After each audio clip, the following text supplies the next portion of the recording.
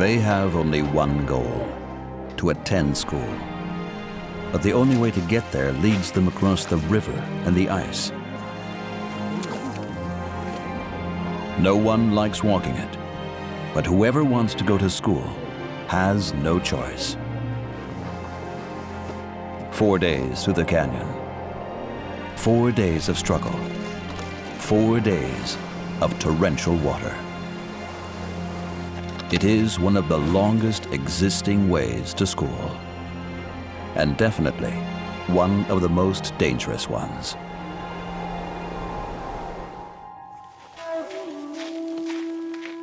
Zangla, a village on the river Zanskar, high up in the Ladakh, in the Indian Himalaya mountains. Everything seems sheltered, idyllic, almost like a small world of its own. Which is exactly the problem the 650 people living here face, because their village lies in the midst of the Himalayan mountains, which are up to 8,000 meters high. They are isolated from the outside world in an almost never-ending winter. There are only a few months free from snow and ice. That's why the children who want to attend the good schools in town must take on one of the most dangerous ways on earth. Motup is only 10 years old, and even if it sounds incredible, he takes on this extremely dangerous journey. Motup attends boarding school in Leh, the second largest town in Ladakh. The 2 months of winter break are now coming to a close. Even though lessons will first start in a week's time, it's Motup's last day in the village. Motup is one of the few boys who regularly leave the village in order to attend one of the better schools in town. 2 years ago, he won a scholarship for the school. Since then, his and his family's life have changed a lot. For his schooling, Motup leaves many of his friends behind for a long time, because most of the children attend the standard school in the village.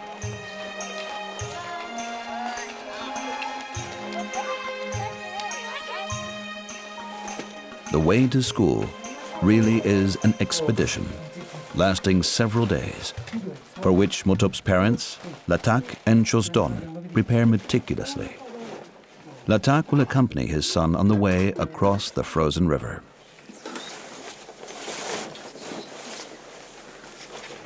There are no shopping facilities or accommodations on the river. The essentials, like provisions and sleeping bags, have to be carried by father and son themselves. Latak must not forget anything. Every packing mistake can become life-threatening on their journey. The heavy load is carried on the self-built sleigh most of the way. The chadar, as the way on the ice is called, makes many demands of fathers and sons. The chadar poses many riddles. The water may rise at any time. Obstacles may appear from nowhere. Therefore, the journey may take 7 to 8 days, and sometimes even more than a fortnight. That's why we have to carry all the stuff with us. The children, living in the up to 4,000-meter high-lying mountain valleys of northwestern India, must decide early on whether they want to leave their village at some point. In most cases, this is only possible if they go to a better school at an early age. Young Dol lives in the neighboring village. Her big house is almost empty because none of her 4 children live at home on a permanent basis. All of them attend school far away from the village.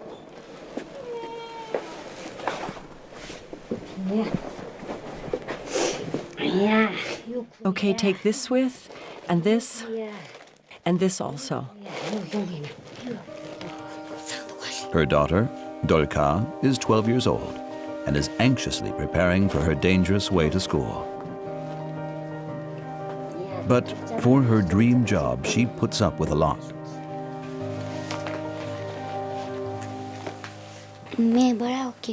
I want to be a doctor when I grow up. I want to take care of patients. I like doctors. Her mother, Young Dol, wants her children to attend good schools. That's why both she and her children accept the separation. If children agree to go to that school, it's already a great relief. Nowadays, without proper schooling, one is no longer a valuable member of society. That's why we send the children to school. Whether one becomes valuable or not, education is a must. Shortly before departure, Motup, who is in the 5th grade, and his father take another close look at the river. They have only made the journey, the Chadha, one other time before, and that was the previous year. How long will it take them this time? And whether they will make it at all solely depends on the condition of the river's ice. Apart from this bridge, there is no infrastructure at all on the Sanska. The river is completely untouched, inaccessible, without a footpath on either side. For father and son, it's of vital importance to know the river and its dangers in detail. We first have to cross the ice over there. You agree, don't you? Afterwards, we can easily pull the sleigh through the snow. But Motup is not really listening. He dreams what the risky way across the river might hold in store for him. I want to be a pilot when I grow up. Because the pilot and his plane are always up in the air. I like that. I'd love to be up in the air.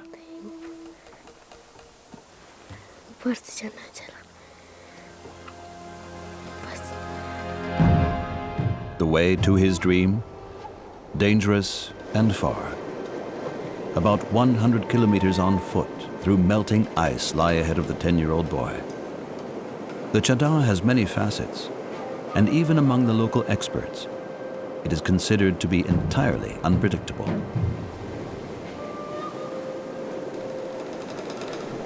Anyone walking along here is afraid of falling in and being pulled under by the current. The last dinner within the family circle. Motup was at home for 2.5 months. Now he's leaving again for a very long time. The family is proud because Motup was selected for a school which was founded by the Dalai Lama. Not only in the neighboring Tibet, but also in the Indian Ladakh, the Dalai Lama is the most worshipped and admired person. Motup says goodbye to his family with a song in honor of the school founder.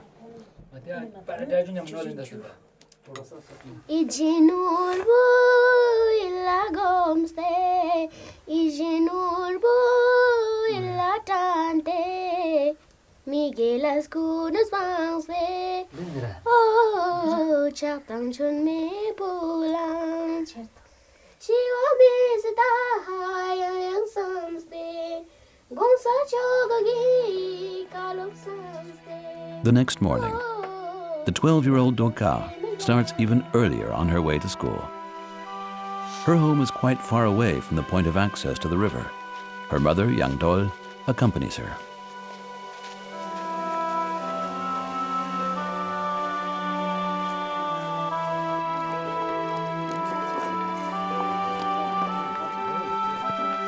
Motup says goodbye to his mother outside the house. Except 2 weeks for summer holidays, he won't see his family for 9 months from now on.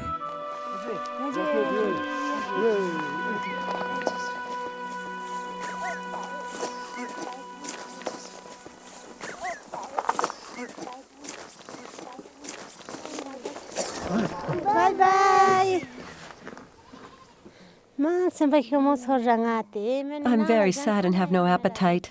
The first 2 weeks after letting my child go are very tough and lonely. After a fortnight, I miss them less, and it gets a bit better. Being on my own is difficult. When my big brother is at home, we do everything together. He tends the sheep and the goats, but now I have to do that by myself, and that's difficult.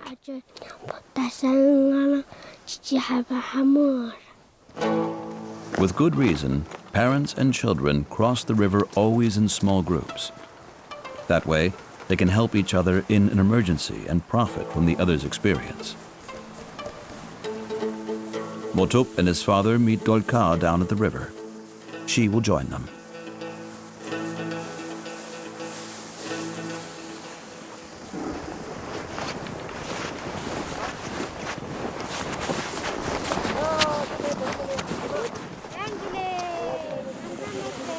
Hello, how are you?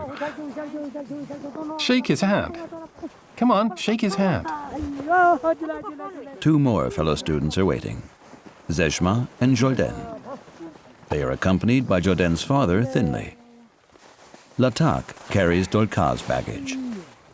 His sleigh must bear more than 30 kilograms by now.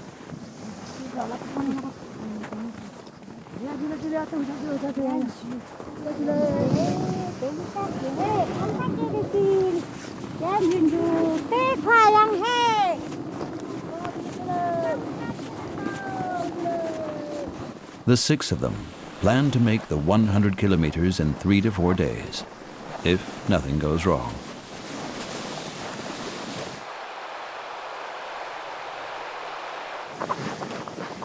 Motup and the other children use hiking sticks for better support.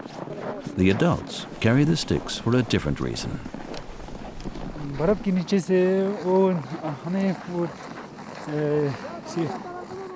With the stick, we check if the snow and the ice are okay.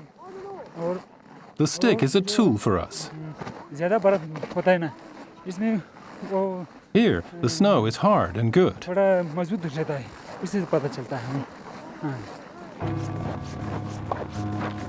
At the beginning, the path is wide, the ice strong and thick. The children are making good progress on the fresh snow.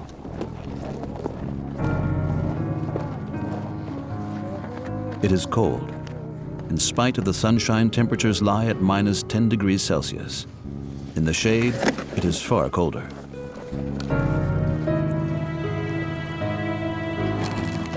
The first 3 hours of the way that will last for days lies now behind the children. They're tired and have decided to ride on the sleighs.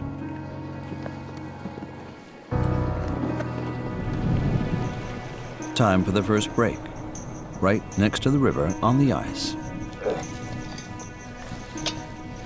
Thinley lights the kerosene stove. Latak fetches water from the river, of course.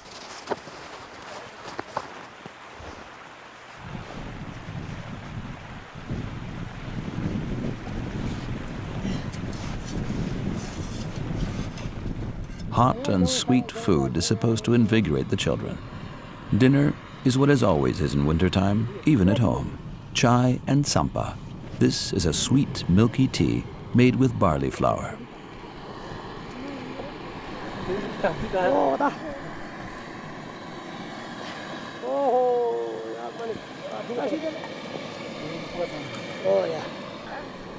One 10-minute break per hour, one big break per day.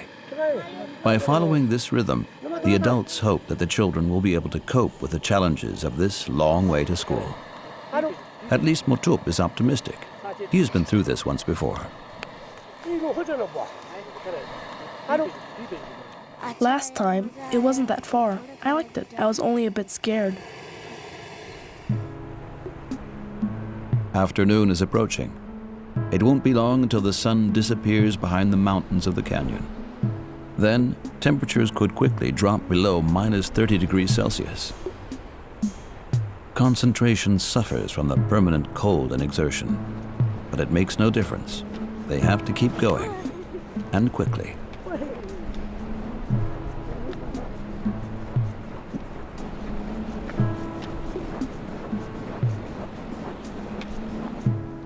Motup's mother, Chozdon, is visiting a stupa in Sangla.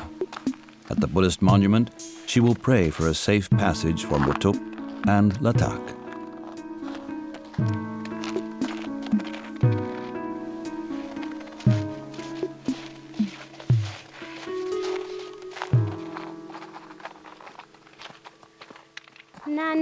Last year, the chadar was very tough. Sometimes they had to walk in the water. All the clothes got wet and so did the money. They nearly fell off the rocks, but luckily they were rescued.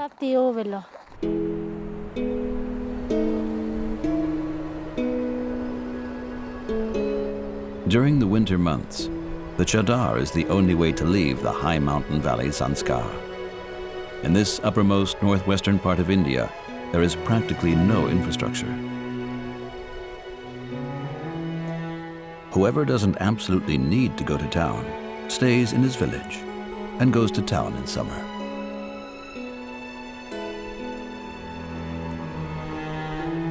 For many Ladakhis, the Chadar is an adventure they never want to experience. But still, school children regularly make the long journey.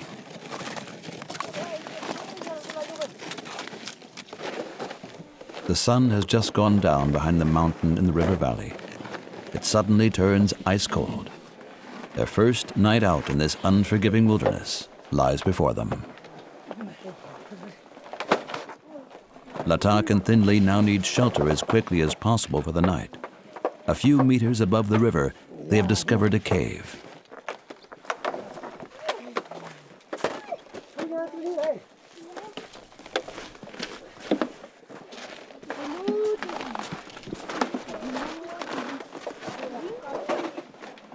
Finding a safe shelter by the river is an adventure in itself, and it certainly won't be the only time they will all have to climb the rocks.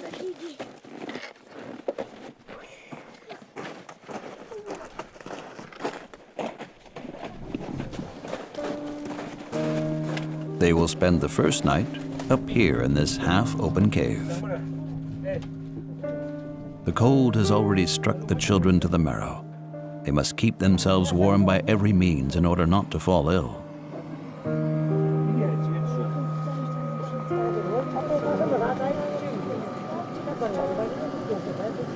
At nightfall, temperatures decrease to minus 30 degrees Celsius.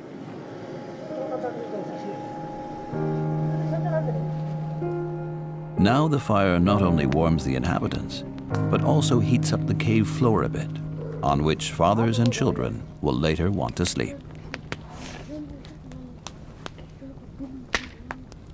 Motuk is tired, and his father is concerned about the following days.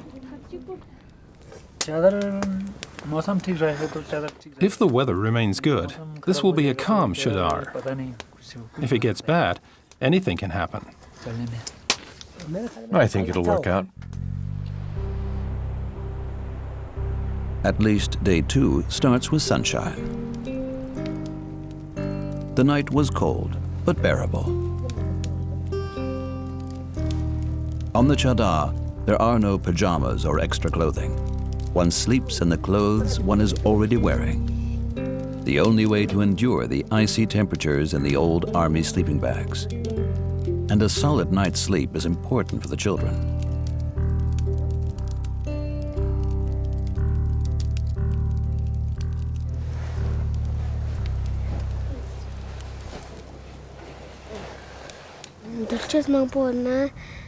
I get tired when we walk for a long time. Sometimes we don't take any breaks, but I like the breaks. When we stop for the night, I look forward to my sleep.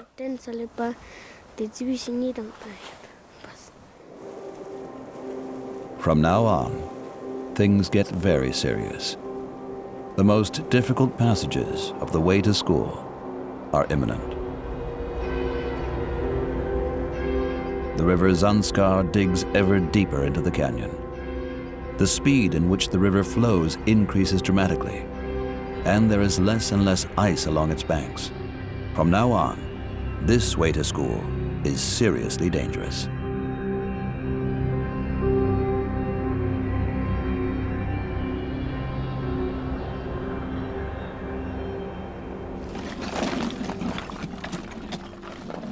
Two kilometers further down, they reach the first really difficult passage. The ice at the edge of the rock is so narrow and thin, it seems they are stuck for the moment.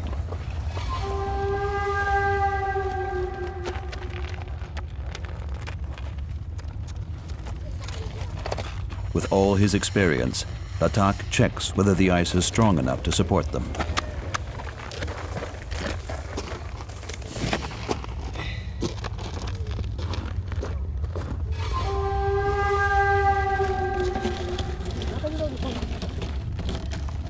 Here the river is not deep, but fast and extremely cold.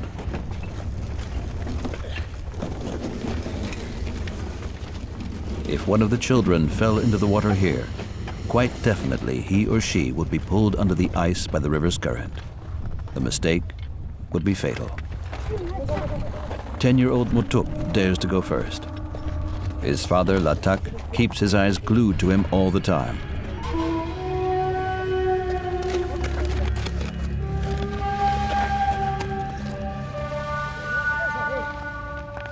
Passages like this one, a foretaste of the difficulties which experience has shown, will be awaiting them in the course of this journey.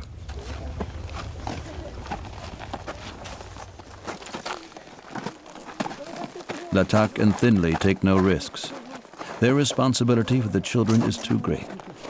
This time, everything works out fine. Oh, yeah.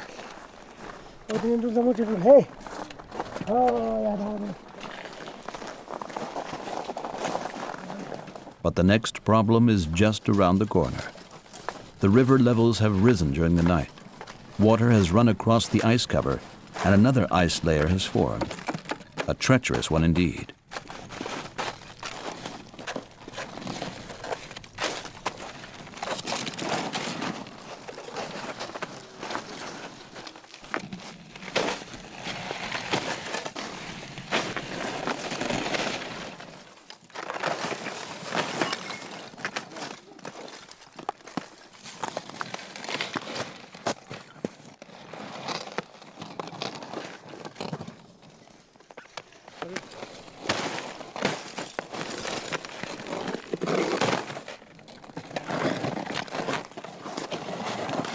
Moving forward on the river becomes ever more difficult.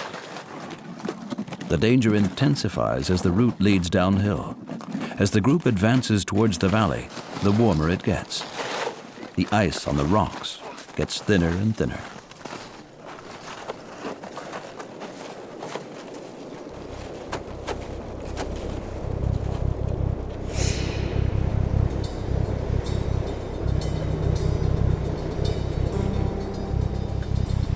Here, the ice has already broken away from the edge of the rock.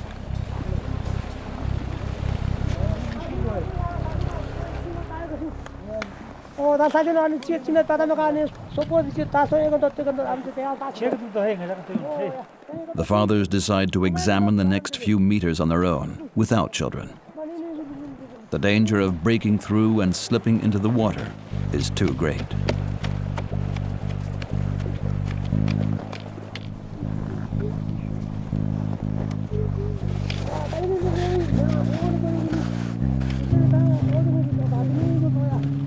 If they can't continue on the ice, they must avoid it by moving across the rocks.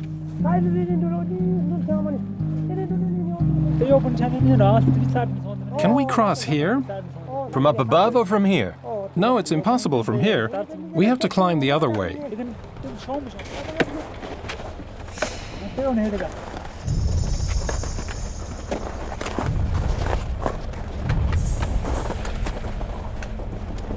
At all costs, Latak wants to avoid a dangerous climb and takes another close look at the narrow parts.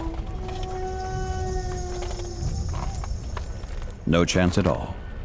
They have to climb over the rocks.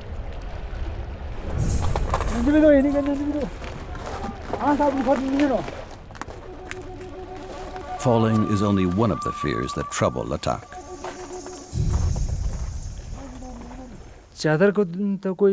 What can one say about the chadar? 3 years ago, a boy broke through the ice and died. I knew the boy. That's not allowed to happen and shouldn't ever happen. That's what I pray for.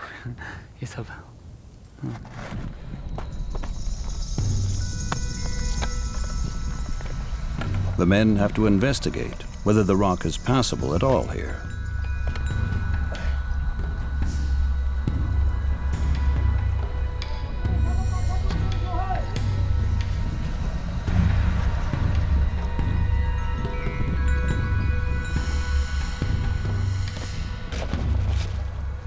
It seems possible.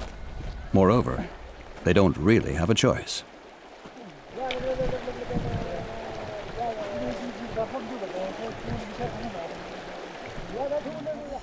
The fathers decide to carry the luggage over to the other side first.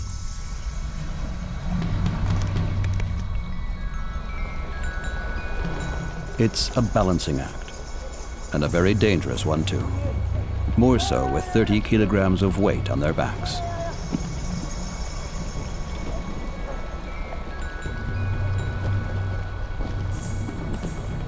Thinley fights his way up the rock inch by inch in his rubber boots.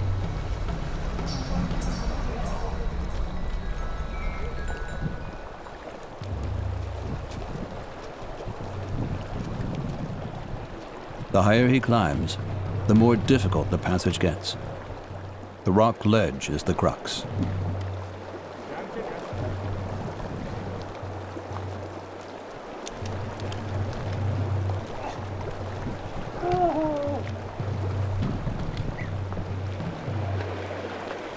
Far more narrow, steep, and difficult, the descent to the river.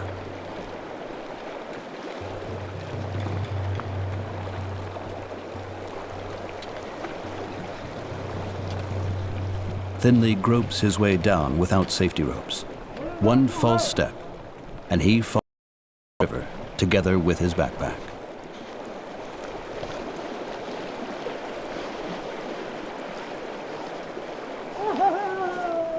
Done, even without safety equipment.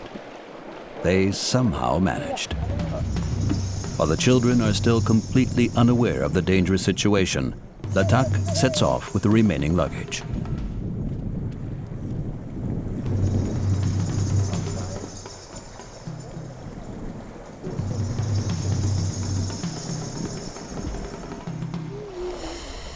So far, the chadar has worked out well for the children.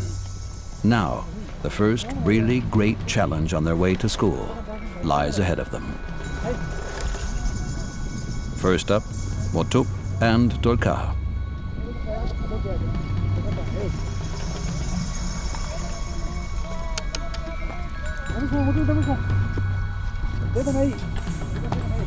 The adults split up in a way so that they can help the children at the most dangerous spots.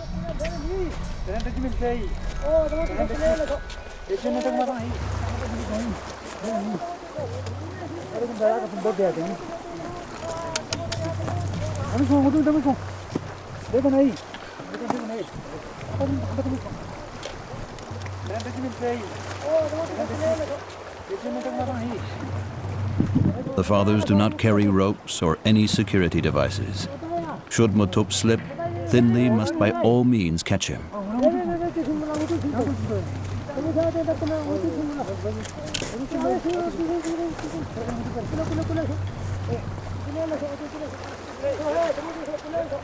Now, once more, it gets really steep.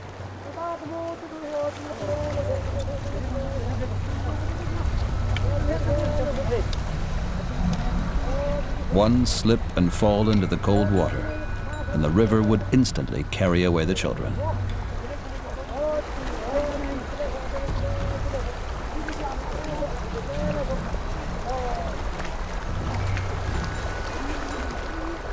The fear is written all over Motup's face.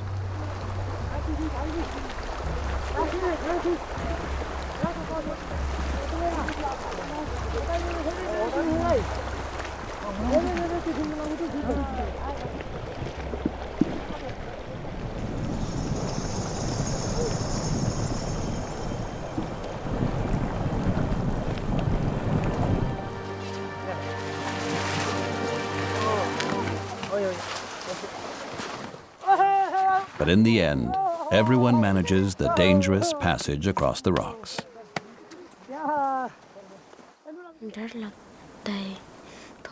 I was afraid while climbing, but it was also fun. The mountains are high and it's scary to look down.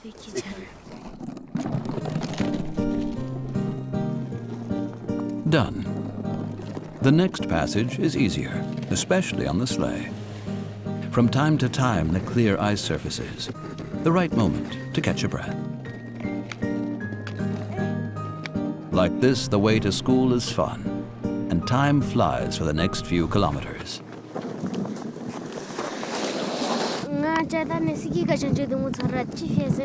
On the chadar, I like riding the sleigh the most because it feels like sitting in a little car. It is a lot of fun. The next day, day 3, the weather has suddenly changed. The fathers had been expecting this already yesterday. It's snowing.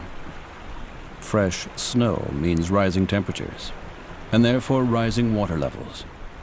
Here in the narrowest and steepest part of the canyon, this could have serious consequences.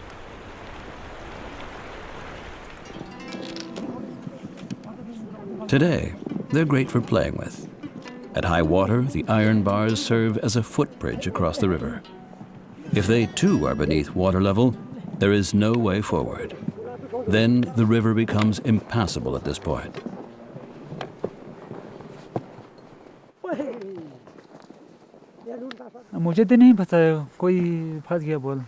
I've never been held up here by high water.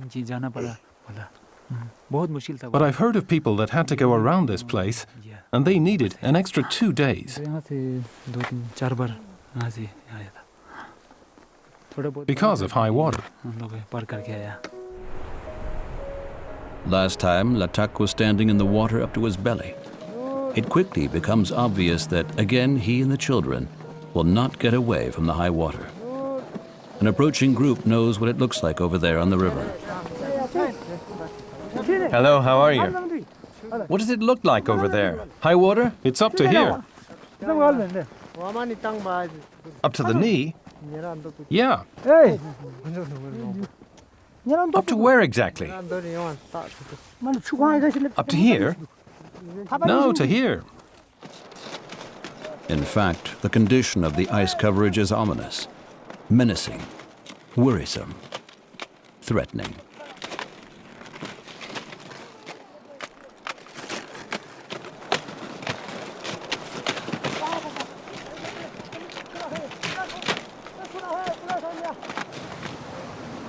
How high the water actually is becomes evident only when the school children and their fathers are right in the middle of it, because the water level may suddenly rise within minutes.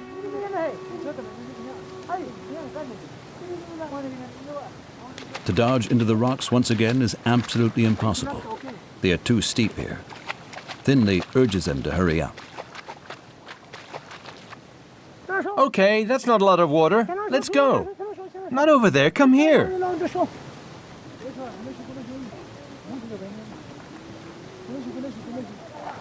Latak dares to go onto this passage together with the 2 boys and Seshma.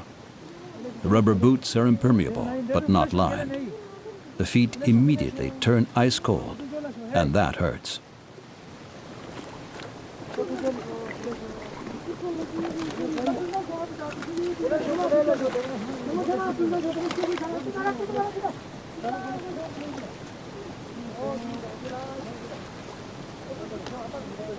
For the moment, Dolka stays behind. Her boots are not high enough.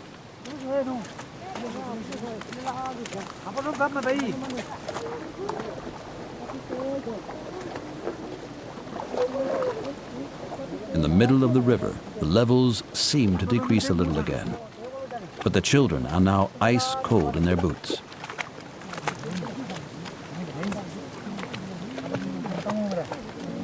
Jordan can't go on any longer. After 200 meters, he is absolutely exhausted and needs to be carried.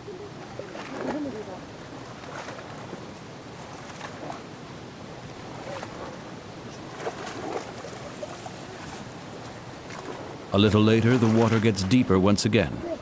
Now, it seeps into the rubber boots.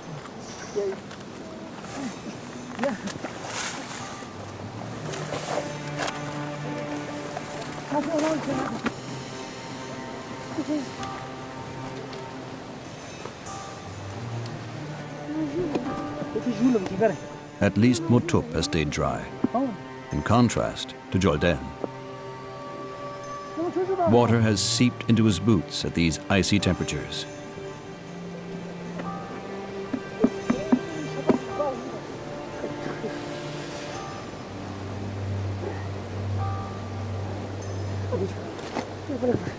Luckily, his father has taken precautions. and has a fresh pair of socks for him. Latak has now waded back to fetch Dorka.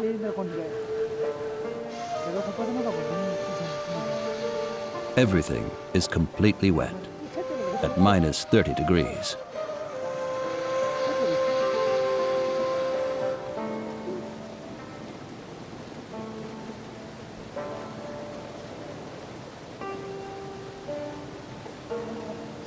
Thinley didn't pack extra dry socks for himself, though, and so the old ones in the wet rubber boots will have to do.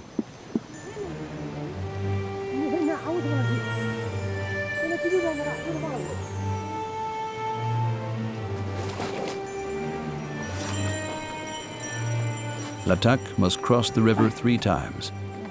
For Dorka, 1 piggyback ride is already enough.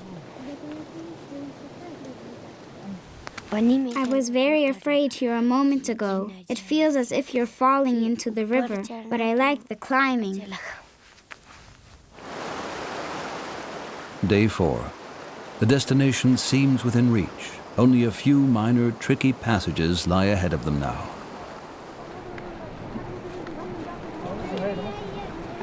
Motup and the others are in a hurry to reach the town now. On the one hand, they are simply tired out after 90 kilometers of marching. And on the other hand, the rising temperatures are melting the ice more and more.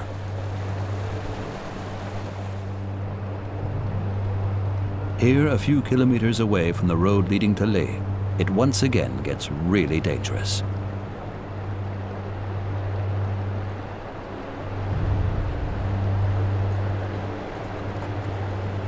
The edges of the ice on both sides of the river are very thin.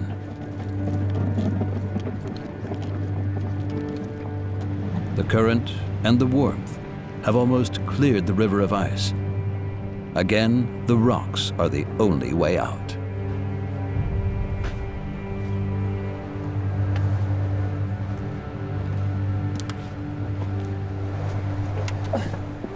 Going up seems to be less tiring this time. But going down.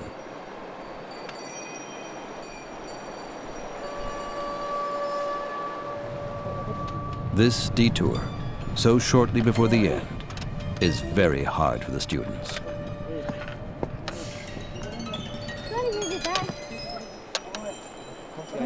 Especially Jordan, who is so exhausted he can hardly walk anymore. He repeatedly loses his balance.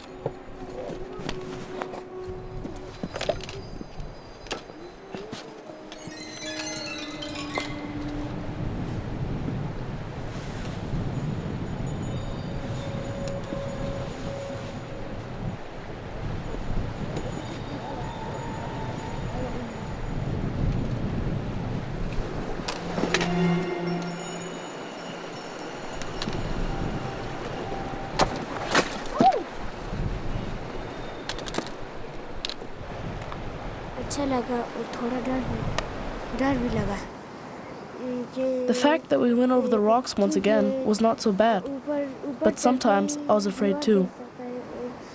Because from the top, it feels like you are looking down a high, steep wall.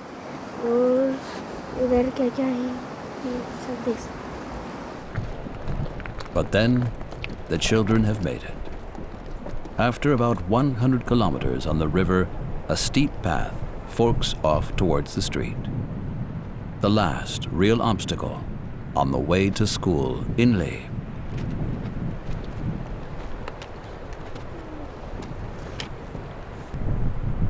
Now the fathers too are exhausted.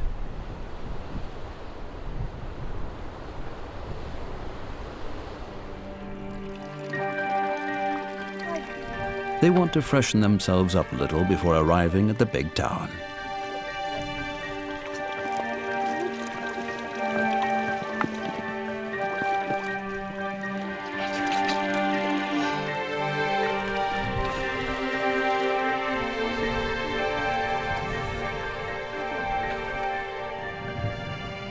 At the end of the school holidays, share taxis are waiting for fathers and children who have to return to school, up here in the middle of nowhere.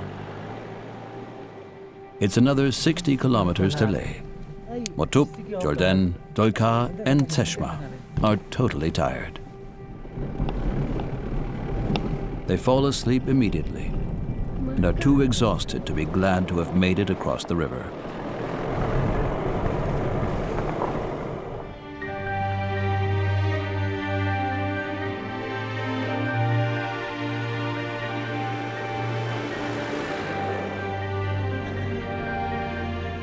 Two hours later, they reach Leh.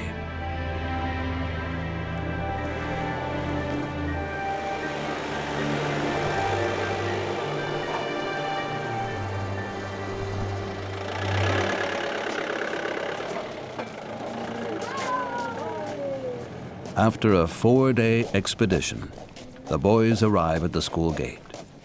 The girls attend a different, bigger school. They have to drive on.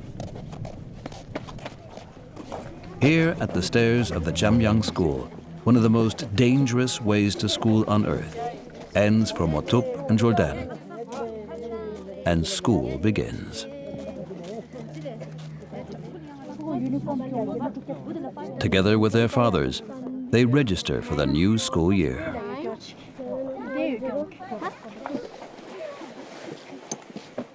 Only a few steps away is Motup's dormitory.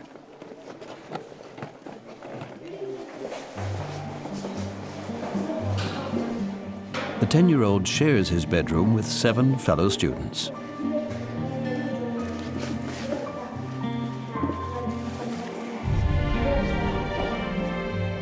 Two of the boys have already arrived. They come from remote valleys. Their way to school is much shorter, so their parents can visit them from time to time, in marked contrast to Motup.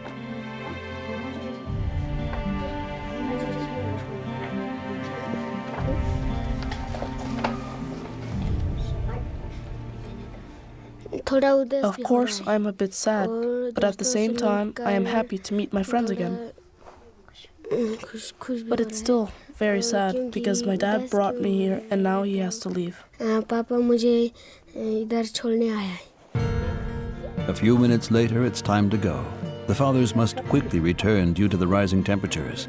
After only half an hour, they say goodbye to their sons without further ado. Don't be cheeky, don't start fighting, and be good at school. Take good care of each other.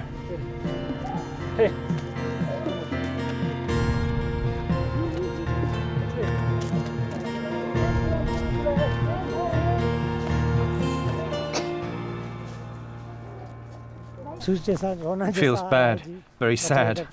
I feel like crying leaving the children behind like that. It's just sad. But we don't cry, because we don't want to set a bad example. It might make them want to cry even more. That's why we try to control ourselves and just leave quickly. Latak and Thinley quickly set out because of the unpredictable conditions on the river. They don't know how long the ice will last and do not want to waste time. The next day is a Saturday, the beginning of the new school year.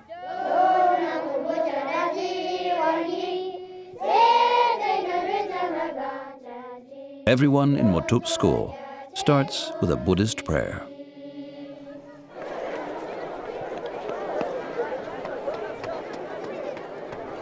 Dolkar's school lies at the upper end of town. Here too, everyone prays. Then the headmaster holds an introductory speech for the new school year.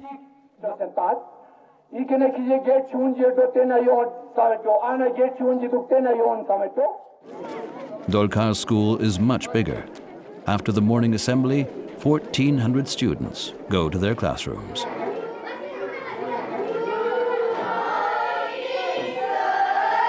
Oh, good morning, sit down. Okay, how are you? Dolkar is in the 7th grade now. She's got math class, or rather, the joy of mathematics. Motup now is in the 5th grade, and he swiftly receives a pile of new books. one luxury the school of his home village does not offer.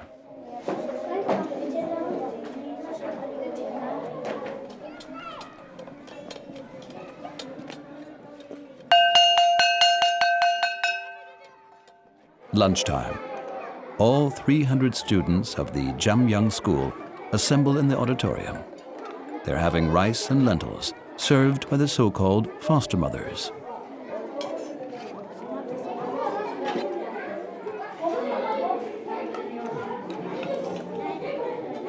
For Motup, the foster mothers are the people to whom he relates most closely at boarding school. They live together with him in the residential home and support their fosterling not only practically but also morally. One of them is Dolma Tseki. When the children return from holidays, at first they miss their parents very much. Their mother, their dad. But after a week, everything returns to normal again. We let the children play. We divide them into different groups. We console them, and slowly, they calm down.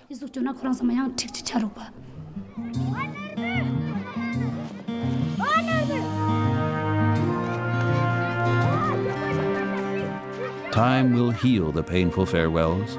Motup and Jordan have found a surrogate family here at school. Their fathers, Latak and Thinley, are back on the Chadar. Ahead of them lies a long and dangerous way, and no one knows what surprises it holds in store.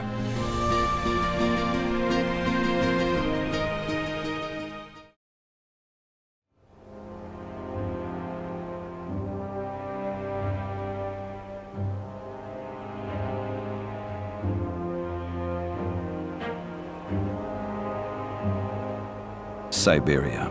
Endless vastness, Arctic temperatures. Even further east than Japan and 5,000 kilometers north of Vladivostok lies Yakutia, Russia's coldest republic.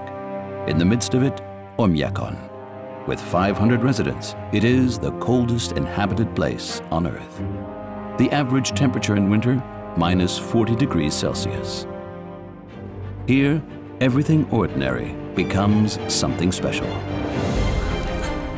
Also, and especially, the way to school.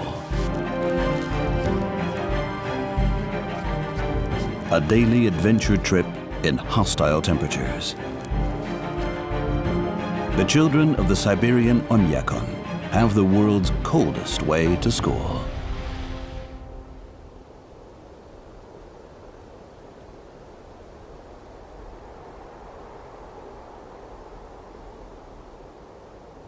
"6 a.m.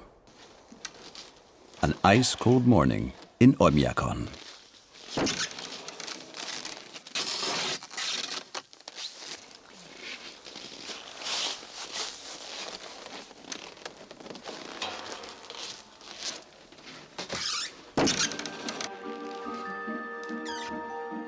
Irina Tarik is preparing for when her children get up. She melts the ice from the river so her son Alyosha can wash the sleep out of his eyes. There is no running water at the coldest place on Earth. Temperatures can reach as low as minus 70 degrees Celsius. Water pipes would quite simply freeze. So the residents fetch their fresh water from the river in blocks of ice and then melt it for use. Afterwards, Irina checks the temperature, as she does every day. Around minus 50 degrees again. That means her son Alyosha must go to school.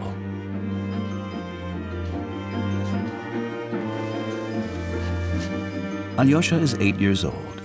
The children of his age group are only excused from attending school when the temperatures dip below minus 54 degrees.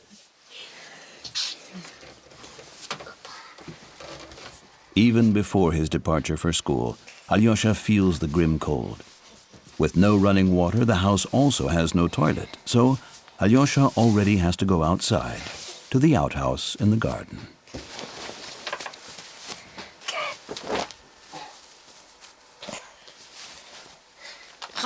Sometimes, I wouldn't mind staying inside the house.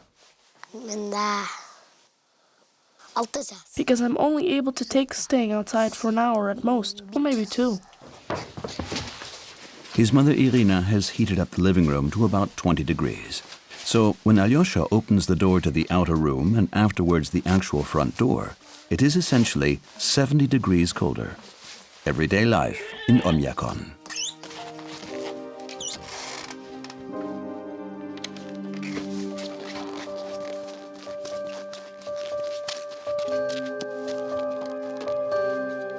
In Oymyakon, no one spends more time than necessary out in the cold. Everything that happens outside is done very efficiently. Otherwise, it not only becomes unpleasant, but also dangerous. The little Yakut rushes back into the house as fast as he can.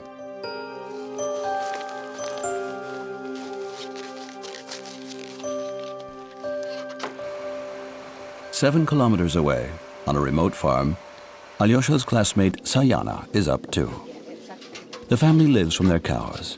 Before going to school, Sayana must help in the stable. It's relatively warm there, with temperatures around freezing. In Oymyakon too, they say work is the best clothing.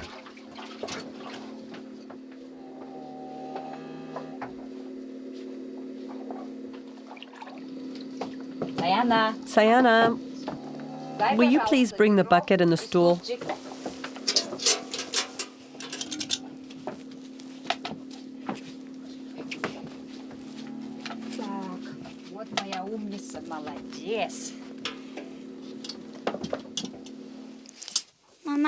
Mom, when I'm older, I will help you milk even more cows, okay?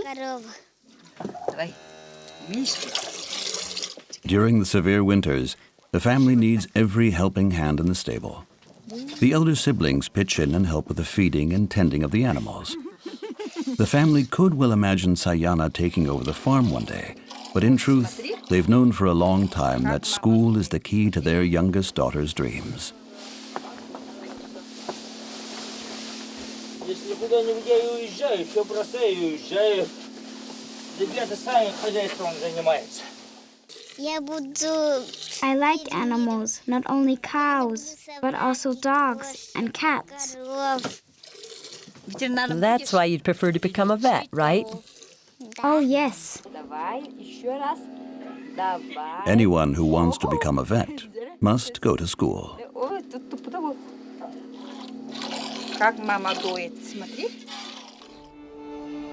And whoever wants to go to school and lives outside the village is dependent on Grigory. Grigory is the driver of the school bus, the only one in Oymyakon. The school supplied the 58-year-old with a heated garage. This luxury guarantees that the engine fluids of the bus are protected from freezing and that his vehicle starts in these icy temperatures.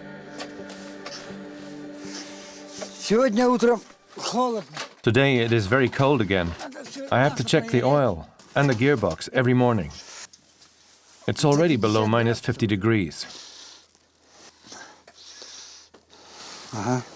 Well, that's normal. So what? That's how I do it every day. After all, it's for the sake of the children's lives.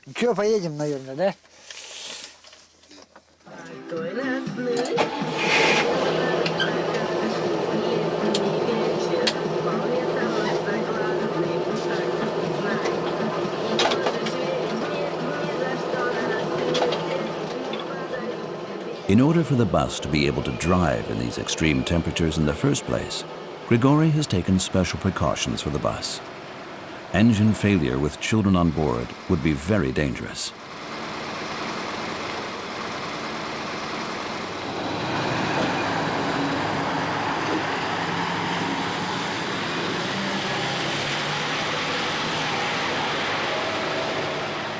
Therefore, the 58-year-old uses blankets as insulation for all the damageable, sensitive cables. This is supposed to protect the bus against the extreme cold during 9 long winter months. Grigory keeps warm by listening to the radio, turned up loudly. Indeed, all the time.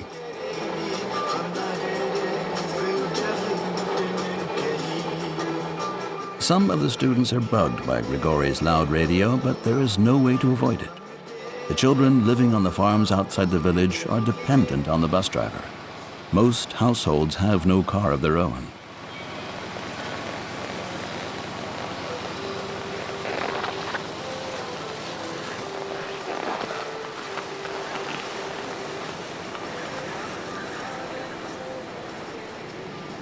Back to Alyosha. After half an hour on the stove, the water from the river is warm enough for the daily spit bath.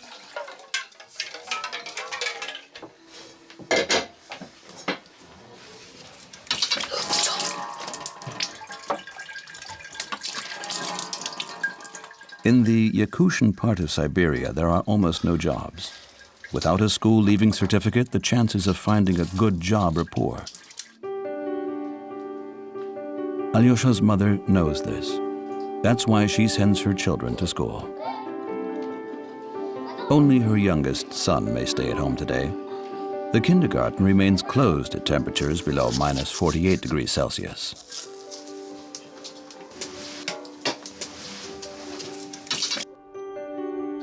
On her parents' farm, 7 kilometers away from Oymyakon, Sayana's and her family's work in the stable is now done.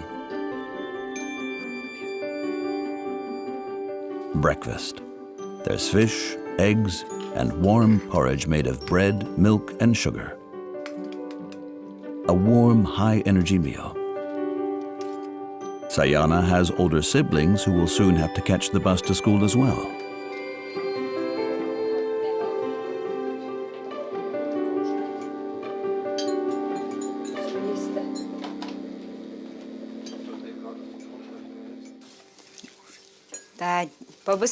Hurry up with your breakfast. Make sure you don't miss that bus. The family's farm is so remote that the school bus cannot pick up Sayana and her brothers directly. The 3 of them still have to walk quite a ways through the icy cold. Their mother, Shigina, wraps her daughter in 4 different layers of clothes, on top of which she wears another 2 jackets.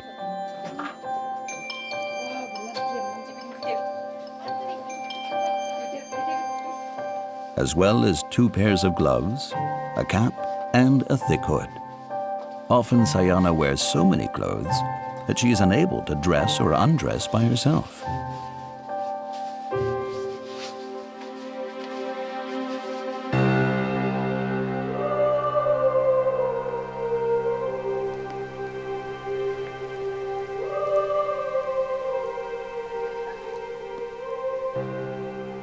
The student Alyosha should also make no mistake when dressing for his way to school, and relies on the layering method as well.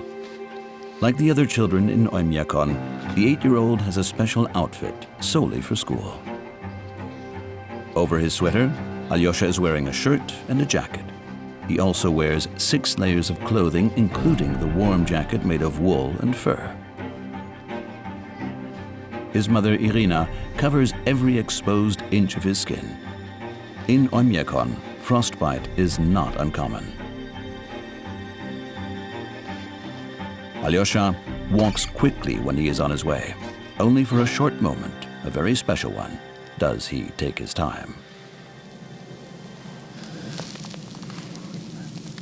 He hears his nasal mucous membrane crackle as it freezes in his sinuses within split seconds. The moisture immediately forms little icicles on his eyelashes.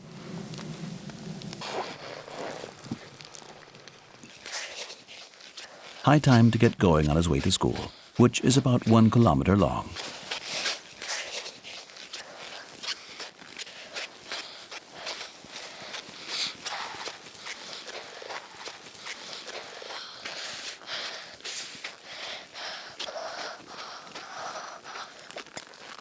A worried mother stays behind.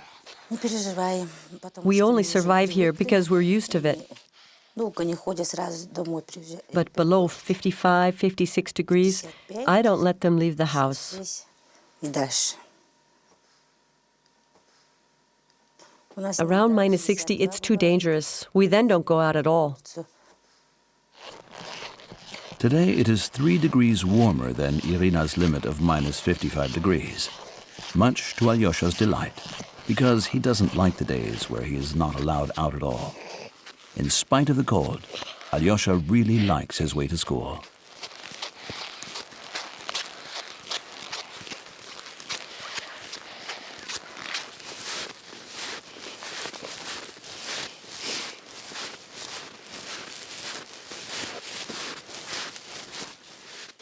I like my way to school because it's on foot. Running is great fun.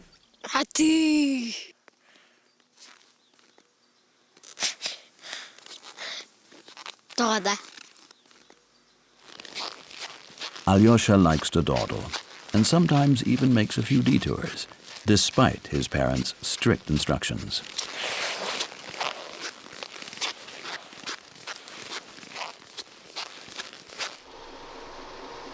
Meanwhile, the school bus still struggles along the ramshackle streets of Yakutia. Grigory needs to pick up nearly 50 children today and take them to school. Once Grigory fell ill, more than a third of the students missed class. If the bus breaks down yet again, it is dangerous for everybody. And this happens often in the coldest place on Earth.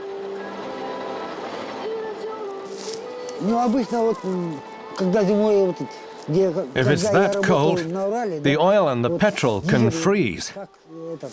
Everything working on fluids can freeze. Then I have to warm it up somehow. Otherwise, the bus won't start.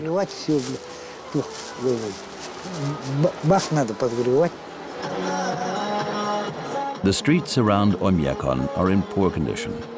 Every pothole can become a trap out here. In the case of an engine breakdown, Grigory has 30 minutes until the temperature inside the car reaches the outside temperature of minus 50 degrees. The only bus driver far and wide is aware of his special responsibility. Carefully, he steers the bus around the largest holes. Out here, broken axles are not uncommon. At these temperatures, shock absorbers quickly freeze and become hard and stiff. But in Yakutia, a car is a newfangled phenomenon. The Siberians have always banked on their natural resources, which are independent of technology, which is sensitive to the cold. Reindeer. This deer species is an important part of life in Yakutia.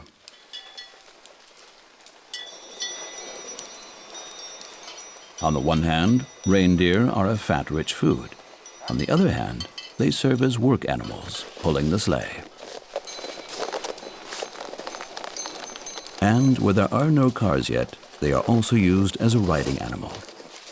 The domestication of the reindeer has helped the Oymyakoni for centuries in the struggle against the icy cold.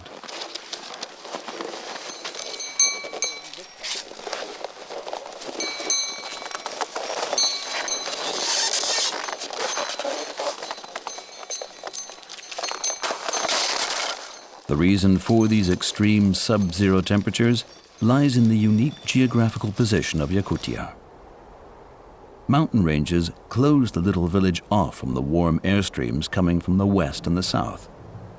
On the other hand, the door to the Arctic is wide open. Icy streams of air press forward unhindered. So in Oymyakon, winter lasts from October until April. The all-time record low temperature, minus 71 degrees Celsius, recorded in 2013 by the local meteorologist. During the summer months in June and July, on the other hand, it might even get as hot as 30 degrees. The villagers, however, take rather more pride in low temperature records.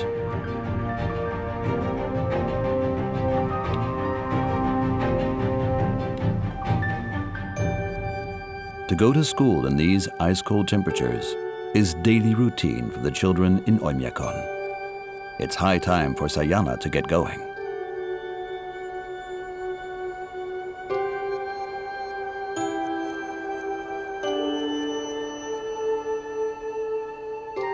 Sayana's siblings always join her.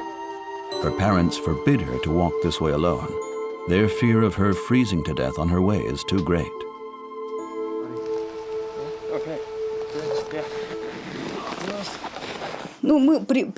For us, this cold has become normal by now. I too had to go to school under these conditions. Sayana is still very young, but considering her age, she knows quite well how to deal with the cold. And the older ones help the younger ones. That reassures me a bit. Like nearly all children, Sayana goes marching to school. But it's not solely due to the cold. Under no circumstances may she miss the bus. It would in fact be better to be there a few minutes early, because the bus only comes once and does not wait. Without deigning to look at them, the three of them meet creatures which only exist here above the Arctic Circle. Wild horses.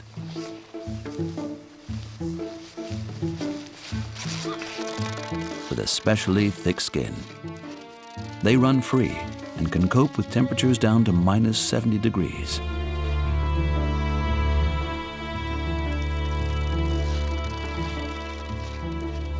Unlike the reindeer, horses are not work animals in Oymyakon, and it wouldn't occur to anyone to ride them. Horse meat is a delicacy here, and exercise would make the meat tough.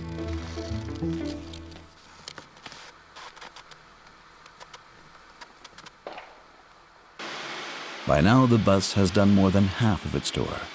Several children have been picked up, and it's 3 more kilometers to Sayana's home.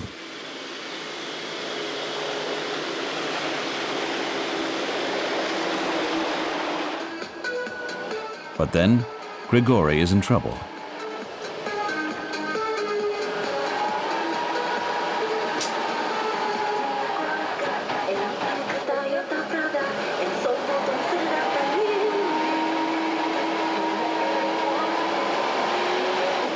Something's wrong.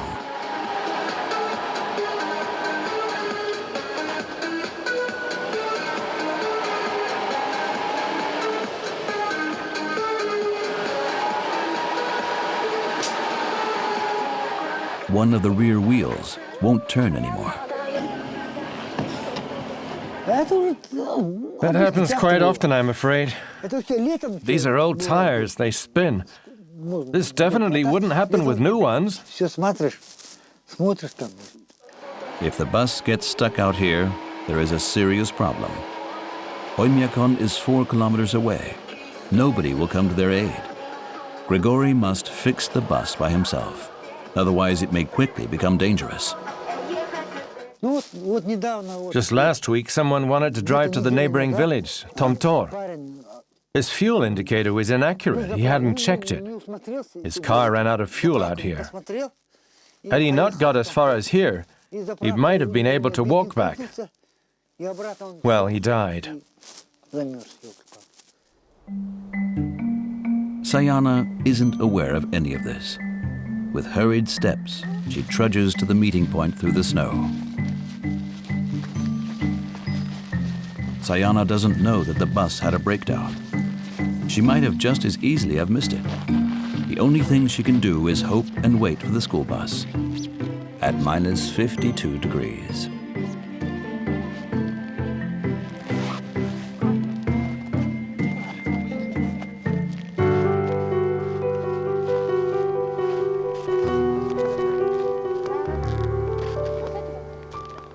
I hope the bus is still coming, or I won't be able to go to school.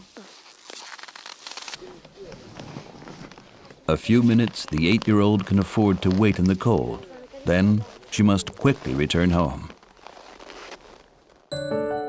Her destination, the school, is 7 kilometers away on the northern edge of the forest. The pride and joy of the town of 500 residents. Here, 25 teachers educate 118 students. The school principal, Katarina Yevkovia, lives across the street. At 7:45, she is the first to enter the building.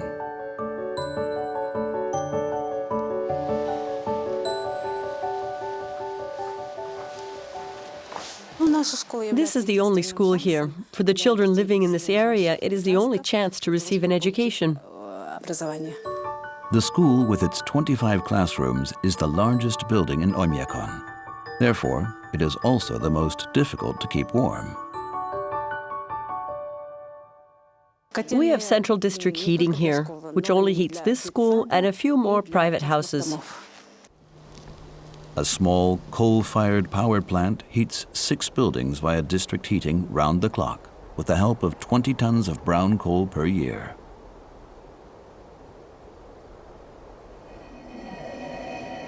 All the houses in Oymyakon are built of wood, like the school. Any other material would burst with the differences in temperature of over 100 degrees between winter and summer. The structure of the houses is similar everywhere. An unheated outer room serves as a lock and storeroom. Then comes the heating room with the fireplace, followed by a room which is used as a living and dining room, and behind that lie the bedrooms. In order for the house to remain warm, the Oymyakons fill up every gap, however small, with polyurethane foam. But the cold comes in at some point anyway, always. Alyosha's father has to heat the house 9 months non-stop in order to keep it warm somehow.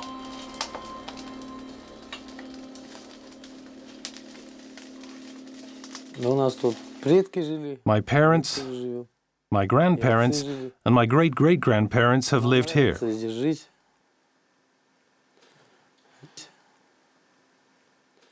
And so, we live here too. I like living in harmony with nature.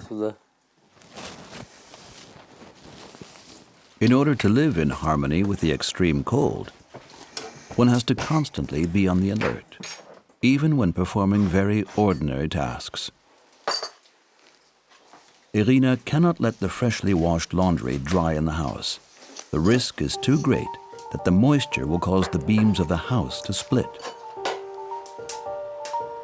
At the coldest place on earth, the laundry always dries in the garden.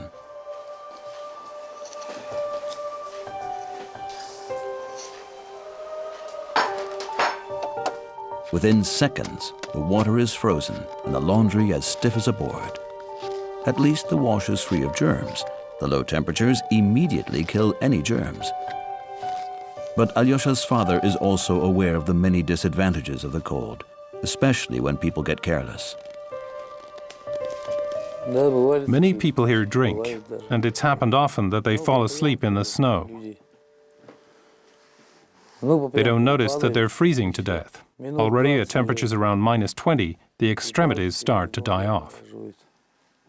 A few years ago, a friend of his froze to death in the middle of the village. One's worries become even greater if your 8-year-old happens to be a cheeky kid. In spite of the icy temperatures, he is full of nonsense, just as any other child his age would be. He especially likes to scare the cattle on their way to the water hole.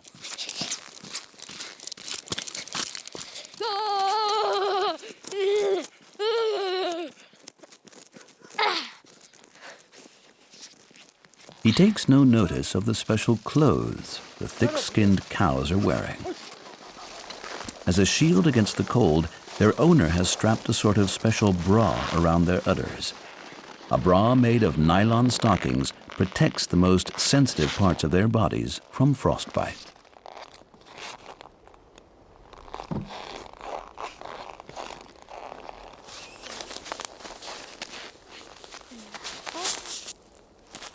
Sayana has been waiting for more than 15 minutes already, but still no bus in sight. If it doesn't arrive soon, she will have to return home.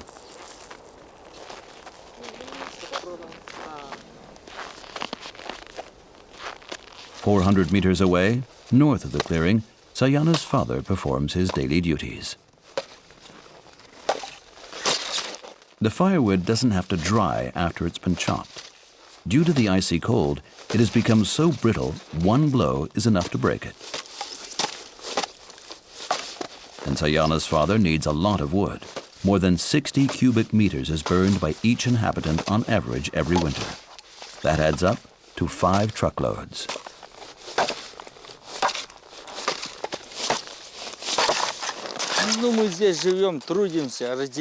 We live here and work here. Without the work, one cannot survive. And whoever doesn't work dies. Of course it's cold. Life can be tough here sometimes. But then you just have to work harder. Sometimes we work for sheer survival. What more can I say?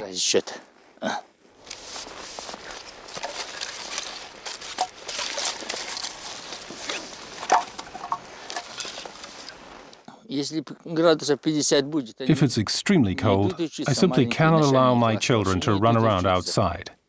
Then they have to stay inside, play computer games or watch TV.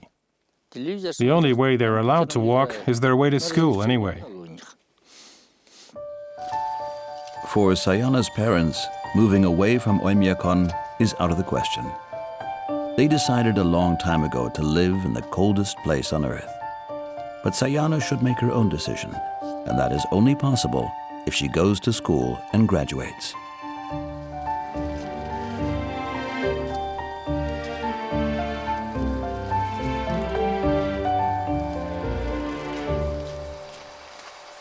Like many other parents in Oymyakon, they put Grigori in charge of that.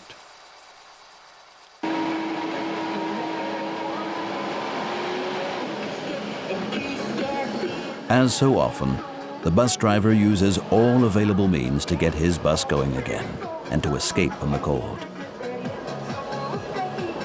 Giving it a lot of gas, and with a little bit of luck, he manages.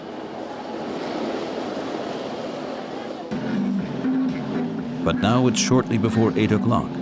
The breakdown cost him almost a quarter of an hour. It is quite possible that many children won't be waiting at the agreed meeting points anymore.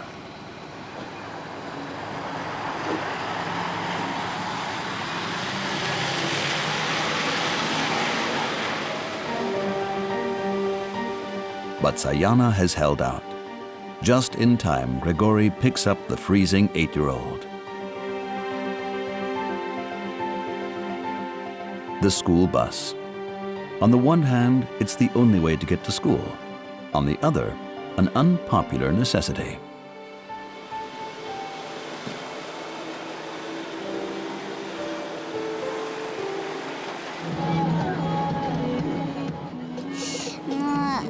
The school bus is the worst thing. It's always loud, dirty, and too hot in there.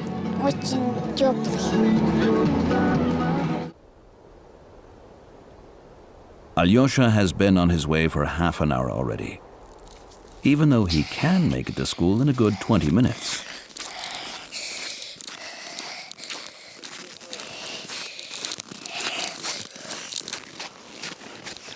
But the lure to take the detour across the frozen river in the morning was too great. Now the 9-year-old is freezing.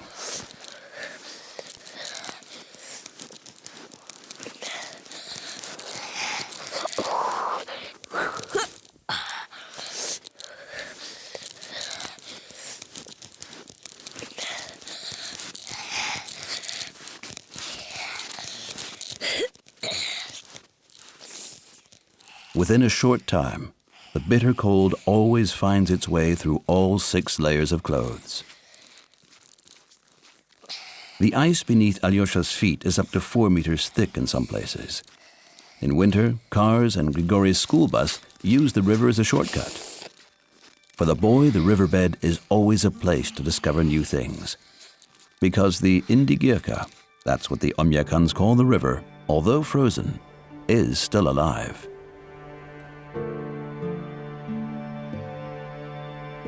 Four times a year, a truck from Yakutsk, which is 700 kilometers away, delivers canned and vacuum-packed food. Apart from this, the residents of Oymyakon live self-sufficiently. In every season of the year, the river provides staple food, such as fish.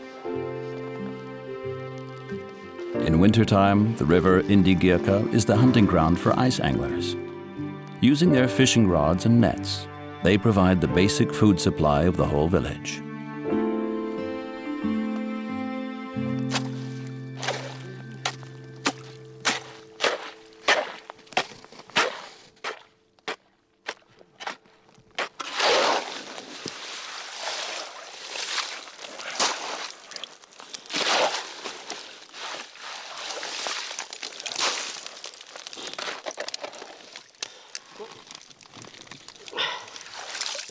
they wait for hours with their nets.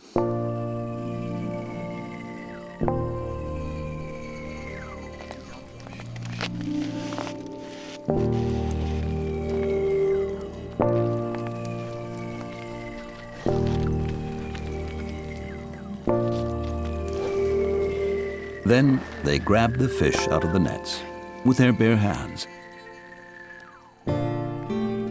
The water, which is 0 degrees, doesn't bother them. What does bother them, though, is the air temperature of minus 50 degrees. The ice fishermen don't have to kill the fish. Within seconds, the animals are shock frozen.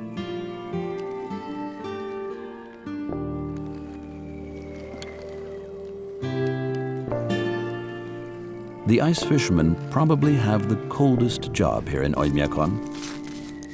That's not for Alyosha. One day, he wants to create something and see the world. I'd like nothing better than to become an architect, build houses.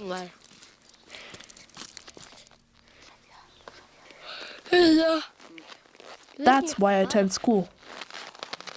Whenever he doesn't feel like going to school and taking on the icy way to get there, Alyosha remembers his dream. The last few meters, and he's made it. He is at school.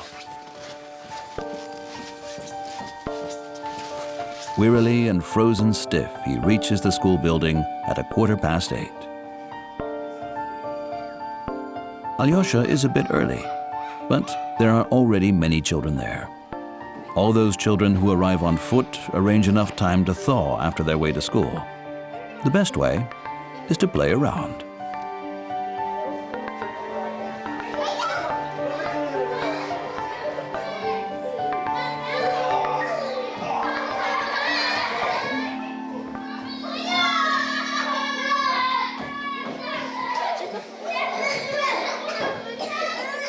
Alyosha's teacher prepares for her class.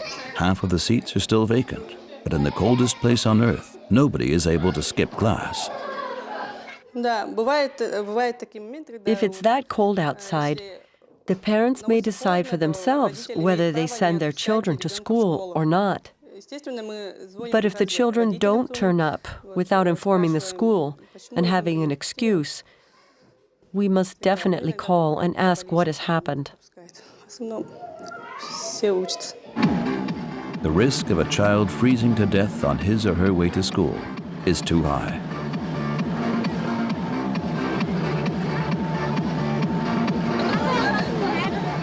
By now, the bus is full to bursting point.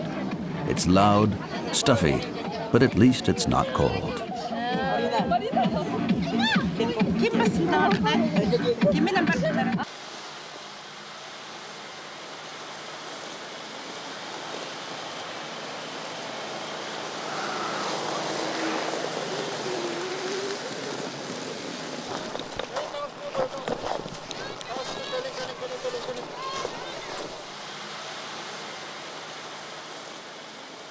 After the more than 2-hour drive, Grigory finally drives the crammed bus up to school.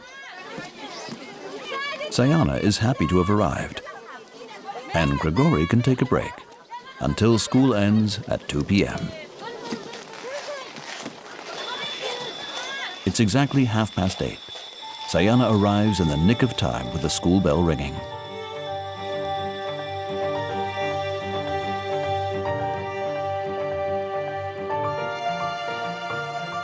Today, all children are more or less punctual, and lessons start. 5 hours lie ahead of the children: math, biology, history, and Russian.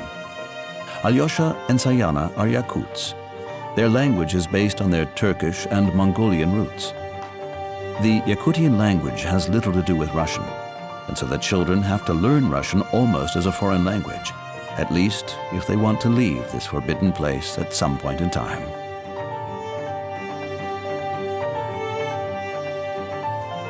Sayana stands a fair chance.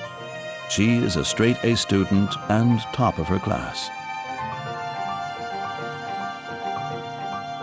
Alyosha is talented, but not very hardworking.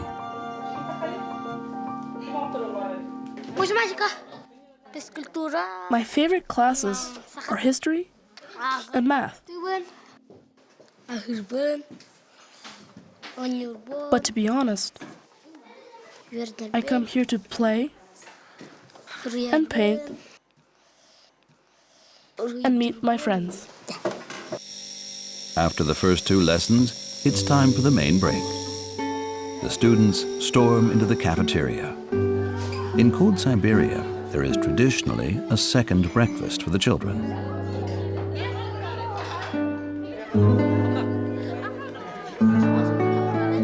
Warm noodles and hot tea, essential for the increased energy needs.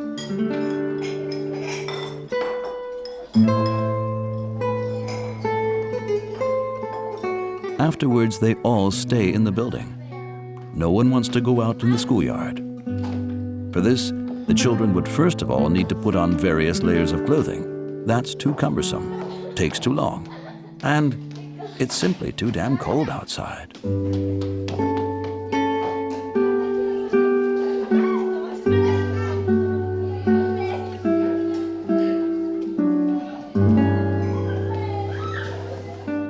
The play equipment in the yard is used only during 3 months of the year. However, they are designed in such a way that they can withstand even the coldest winter on Earth.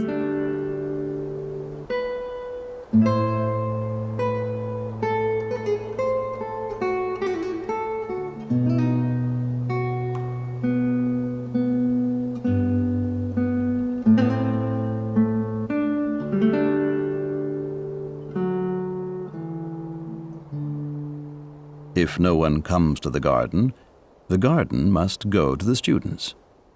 A few green plants provide for a little wellness oasis.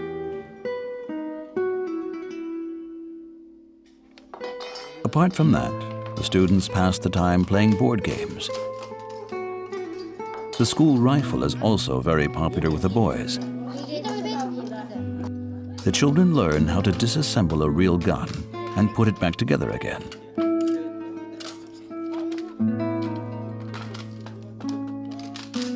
The quicker they learn how to do this, the earlier their fathers will take them hunting.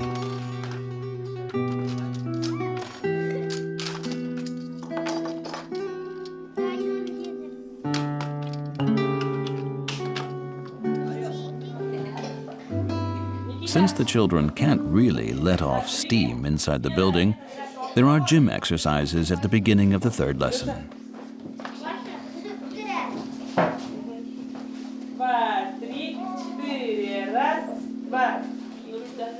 Sayana and Alyosha are in Russian class right now. This time the students were asked to learn a whole poem by heart. Sayana worked hard and knows all the verses perfectly.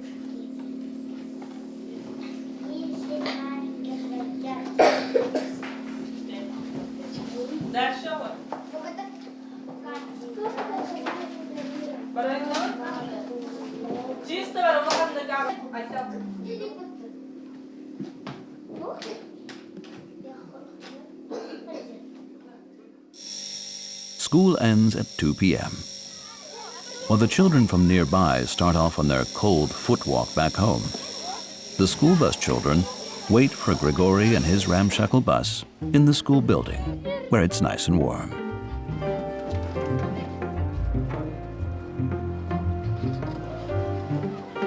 Often the students can hear him before they see him, quite simply because of the loud music.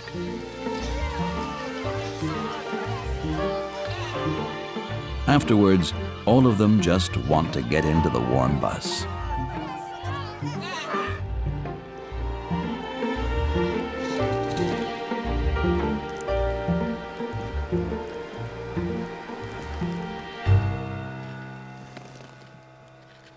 Alyosha enjoys the first part of the way walking with a friend.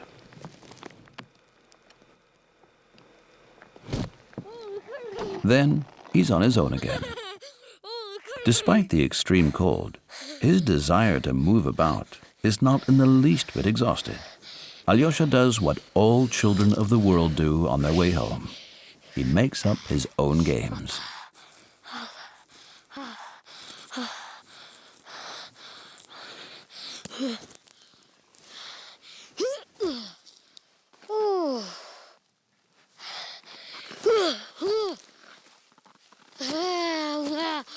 Again, the 8-year-old dawdles on his way. But Mom and Dad know their son, and also know when they have to start worrying.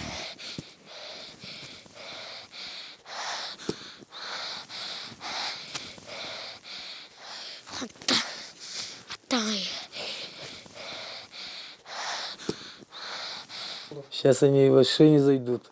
Now he's fully warmed up. Со школы придут. He won't be coming home that quickly now. But he's well wrapped up. He wants to stay outside and play. But his games never last very long. Nevertheless, Alyosha's father always feels a bit of relief when he sees his son come in through the garden gate.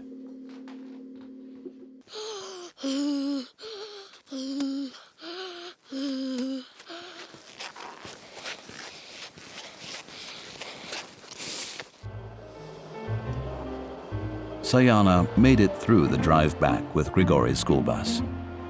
Before doing her homework, she helps her mother in the kitchen. The two are very close, spend a lot of time together. No wonder, friends from school rarely come over to play at the farm, because they must take the bus and have to stay the night.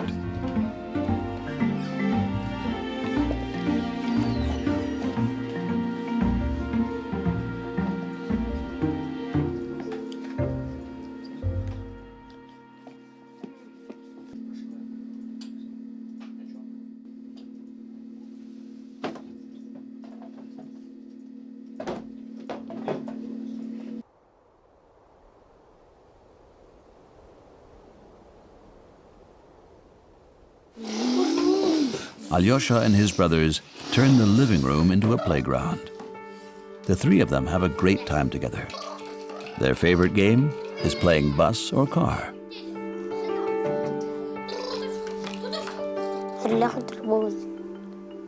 I prefer summer.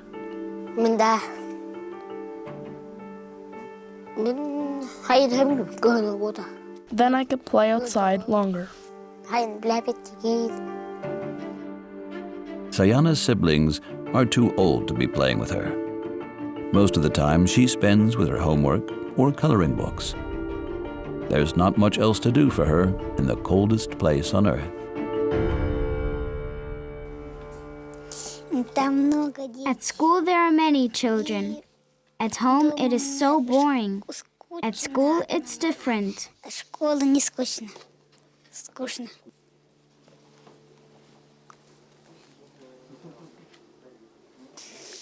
And my siblings are always just sitting in front of their computers.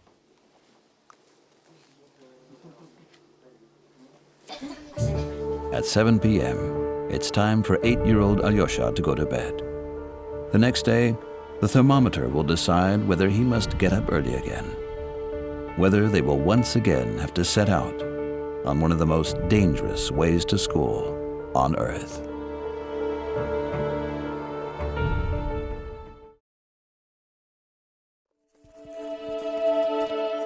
The river has changed overnight. Yesterday, it was still a safe place to cross. Now, it poses a potential hazard for 10-year-old Tuguldua and his horse.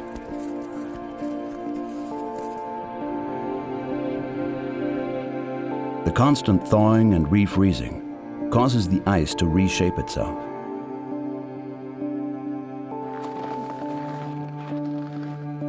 Can Tuguldua trust the ice? Will the ice hold his weight? Just like the other Mongolian nomad children in the valley, Tuguldua must cross the river to get to school in Tunker. On the icy way there, the children learn valuable life lessons.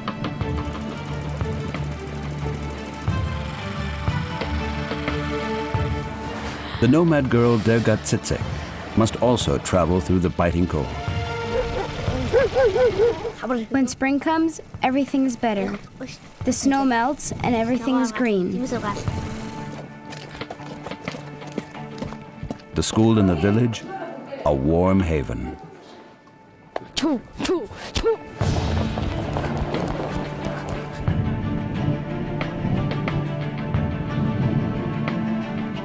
Sometimes I'm afraid that the horse will buck and start running. The nomad children in Mongolia. Theirs is one of the most dangerous ways to school in the world.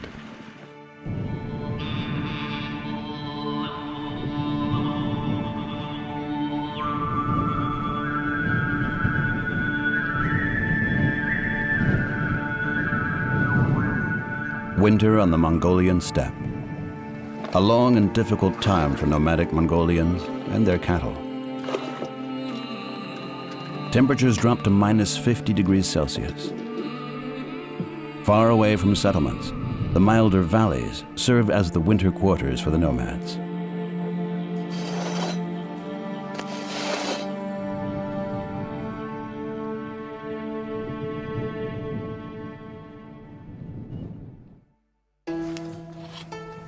The morning of the last day of school before the holidays in February. It's 6 o'clock.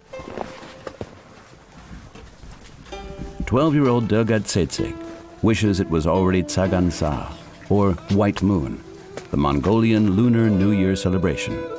Then she could stay in bed a little bit longer and not have to face the cold darkness on the way to school.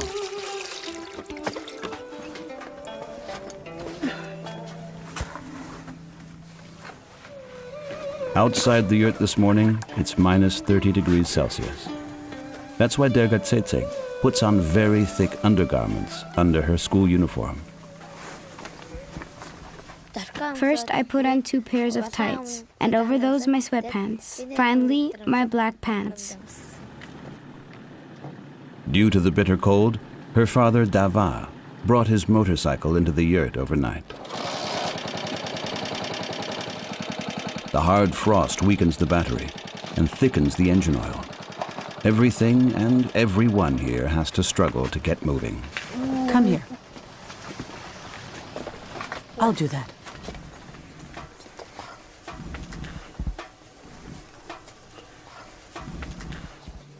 School starts at 8 o'clock.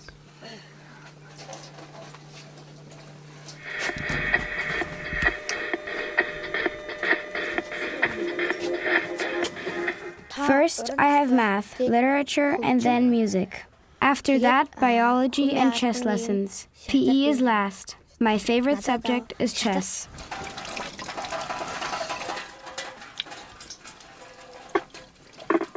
Compulsory education also applies to the nomad children.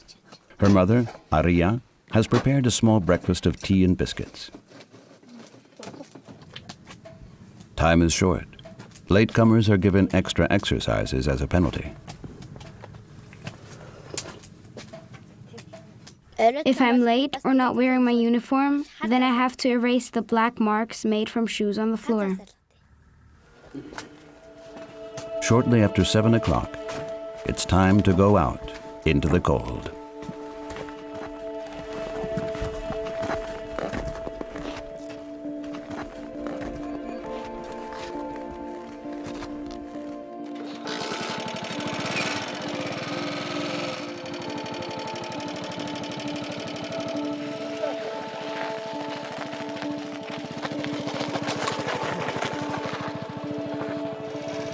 Five kilometers separate her home from the school.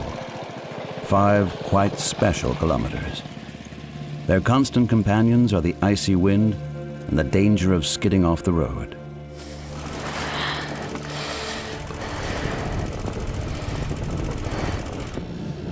At the beginning of their journey, her 44-year-old father, Dava, must maneuver the bike through deep ruts in the snow, all the while keeping his balance.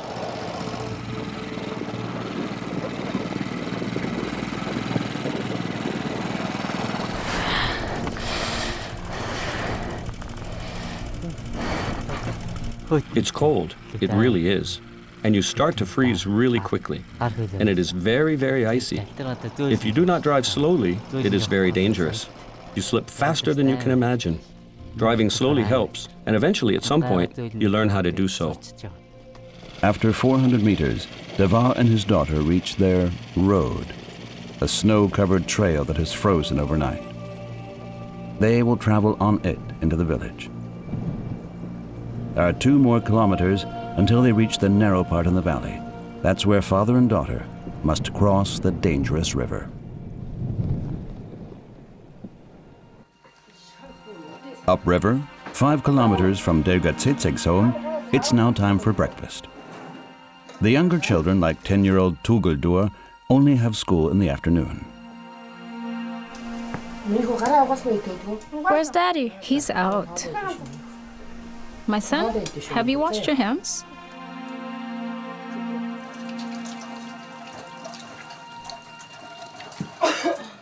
Tuguldur's mother, Selenge, has prepared plenty of butts for the new year. The steamed dumplings filled with meat are Tuguldur's and his 5-year-old sister's Michelle's favorite. They're served with salted milk tea. Michelle doesn't go to school yet.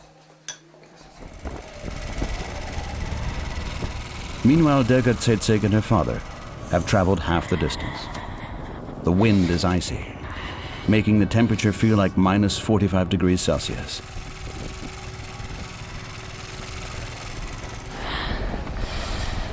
Oh, the black dog again. And then suddenly, a wild dog appears. The animal tries to snap at their heels, but it can't keep up with the motorcycle.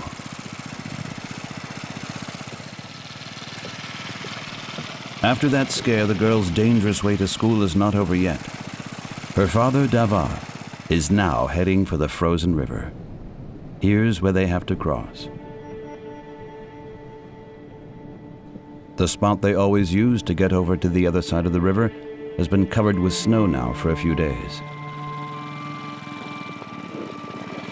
Davar cannot exactly see how thick the ice is under the layer of snow. He relies on his experience and observations of the weather.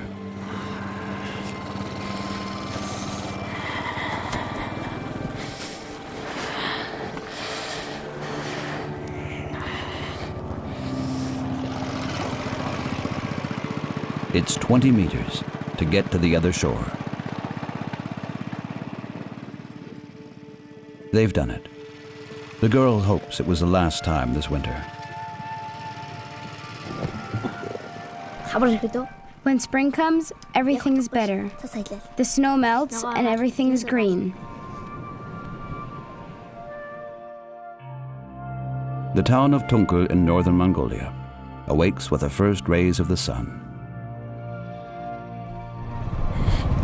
Dergatsitseg is shivering by the time the half-hour's ride is over, but she's almost there. Only a few hundred meters, again through the ruts in the road.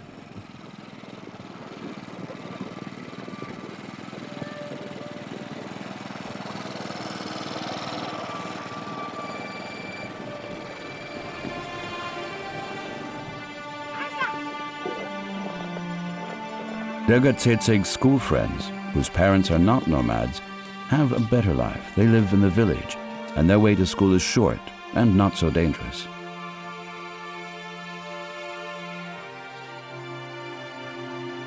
A final obstacle awaits Dergatsitseg, the railroad crossing. School is on the other side. Dergatsitseg and her father arrive shortly before 8.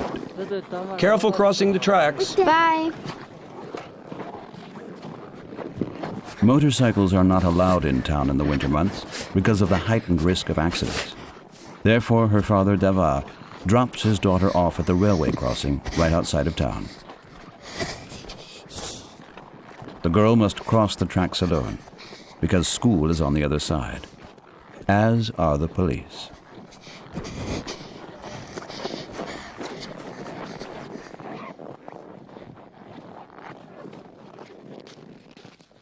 The nomad can hardly afford a ticket. It is unfortunate. From the 1st of October, it is forbidden to drive a motorbike into the villages until, I think, April 10th. This law really should be revoked here on the countryside.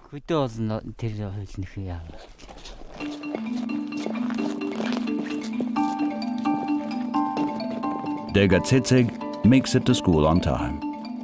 For a nomad girl who lives far away from the village, the school is also a social event.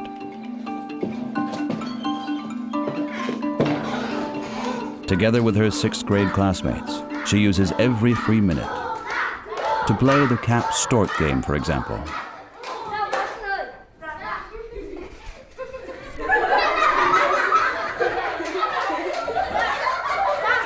So, make a stork, make a cap, cap, stork. The teacher's here.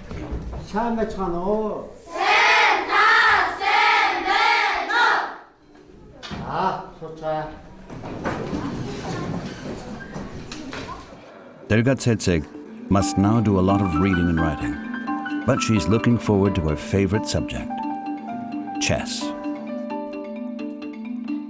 Since there are 530 students from the village and its surroundings, and not all fit into the 15 classrooms at once, the school system is divided into morning and afternoon classes. This way, while the older ones are in class, the younger students are not forced to face the early cold getting to school. But the sun's warmth brings a new danger.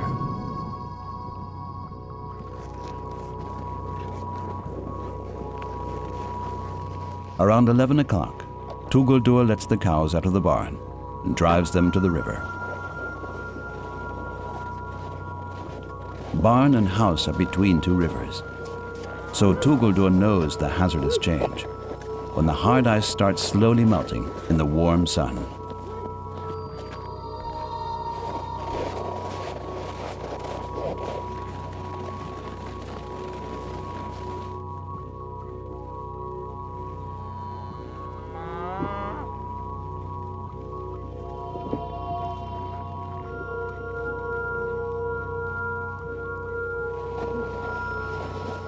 For the animals, it's a blessing, because they can finally quench their thirst in places where they would otherwise only encounter ice.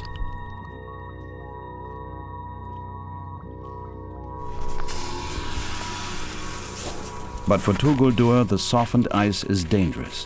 He too must cross the river later, and he rides to school on horseback.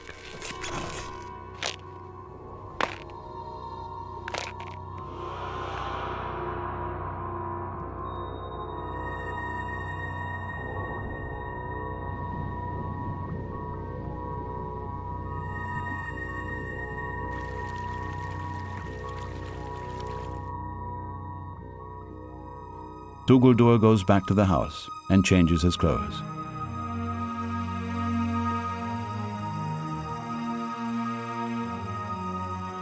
His father has already saddled Brownie, named after the color of its coat.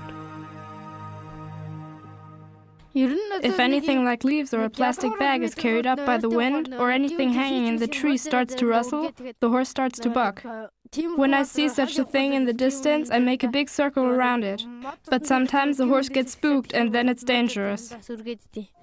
His father, Murun, also has a car, but he only uses it during blizzards and when temperatures are below minus 20 degrees Celsius. Gasoline is expensive. Murun makes a small fire under the engine. I warm up the engine oil. Then when I turn the ignition, the car starts up immediately. That's protected. Here on the sides you can see it well. This is very well protected from below here. And then above it you can see the engine.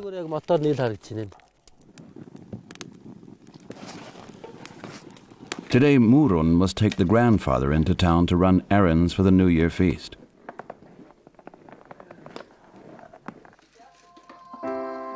And Tuguldur? Shortly after 11, the temperatures are just below 0 degrees Celsius. The boy is getting ready for school.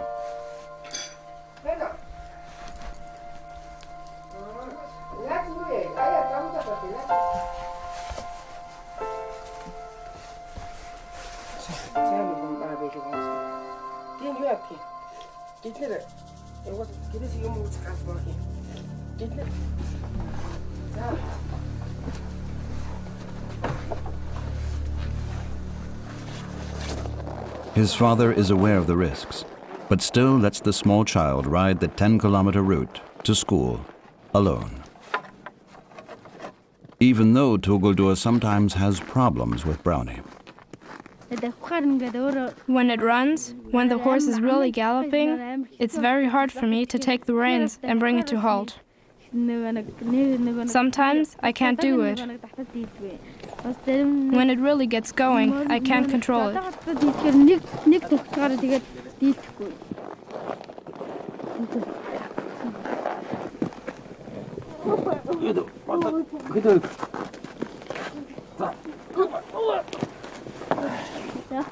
The boy can't even get up on the horse without help. Do not gallop. And stay away from the street and cars. Bye. Take care, my son.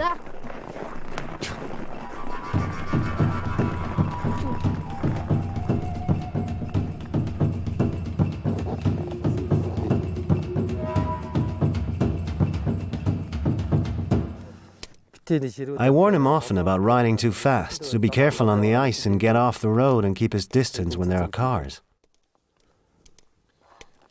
Never come down off the horse, I tell him always. That's dangerous.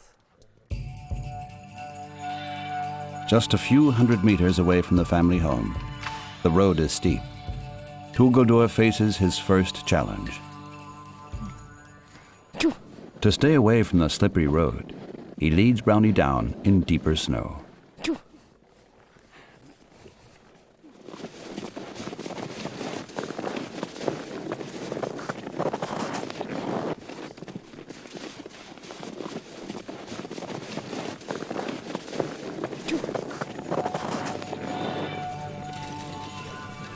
The first danger is behind him, but Tuguldur can already feel just how slippery the road is today.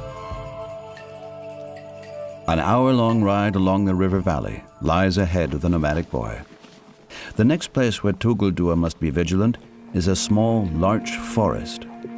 The boy, who is not yet quite steady in the saddle, is now on his own.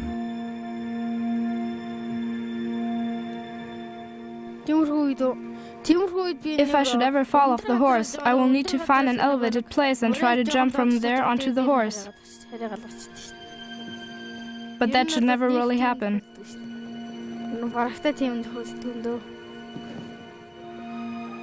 Low-hanging branches could knock him off the horse. He has to be careful and duck when needed.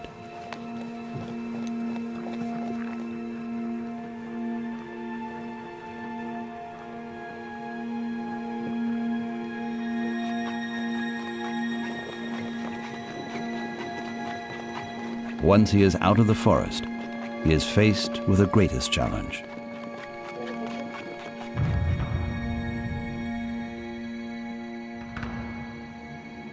At the base of the wide valley, the river awaits him.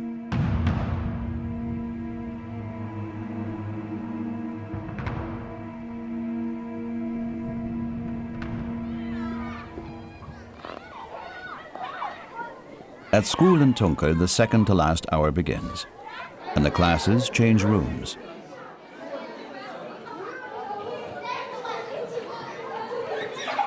Chess class now begins. Dergatsetseg has been looking forward to this the entire morning. From 6th grade on, the children have chess as a school subject. After only half a year, Dergatsetseg is already very good, the 4th best in her class.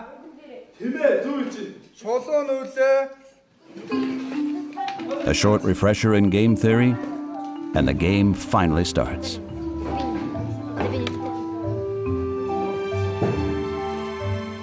White begins. Dergatsetseg wants to become a chess teacher one day. It's my turn now.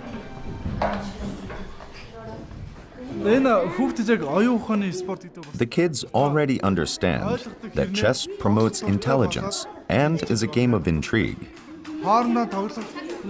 But mostly they just like to play, so they enjoy the chess lessons. They play together, win, and experience success. Victories generate emotions, and they're proud. In our school, chess is always one of the favorite subjects. Of course, they also love physical education. But chess is at least just as popular. Students want to play on the board against each other. Sir, me, me, me. They always want to play.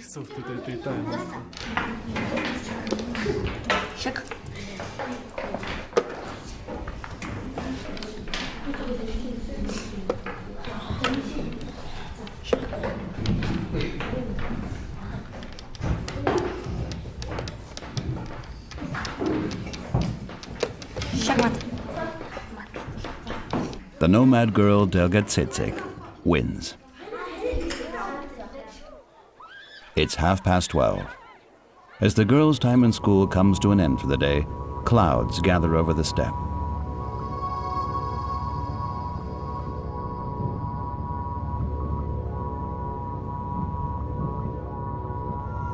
The wind gains strength, and it starts getting colder again.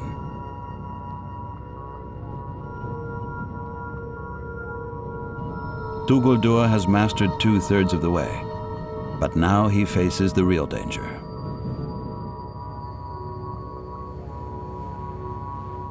The river. The ice is meters thick, but not everywhere.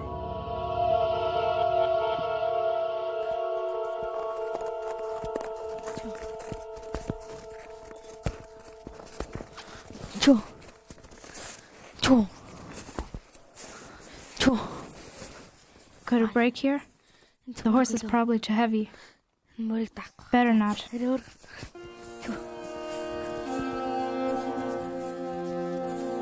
Tuguldur searches for a safe place where he and his horse can cross the ice. Sometimes there are very slippery sections, or some with very little snow. In such places, the horse always slides. Those are not good places to go over. At this spot, the temperature fluctuations have transformed the surface of the river into black ice, too slippery for a hooved animal. There is no way to cross here. Tuguldur tries his luck a few hundred yards away. He's already been on the road now for 45 minutes. A 10-year-old alone, left to his own devices, heading to school on a horse. This is quite normal for Tuguldur's parents and part of their nomadic culture, which also includes the ability to survive in nature. Although they live in a solid house, they still see themselves as nomads. That they take their lives into their own hands, this we want to give to our children. This includes a good education. We teach them on the countryside to have more independence, so they can live as nomads here later. You should be able to live here, but at the same time be able to earn a living in the city.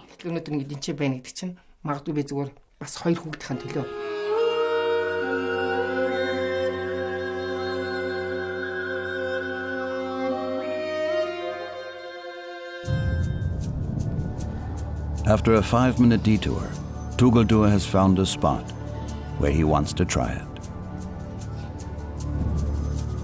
A gaping crack in the middle of the river. Actually a sign that thick sheets of ice have collided together.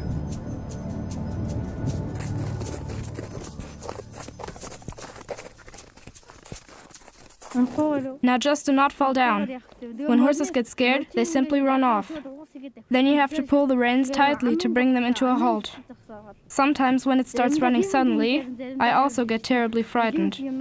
I'm terrified of sudden, quick movements.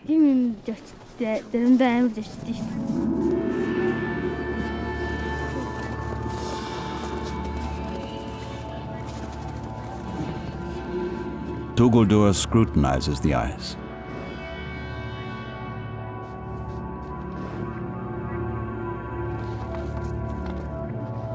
He decides to try it.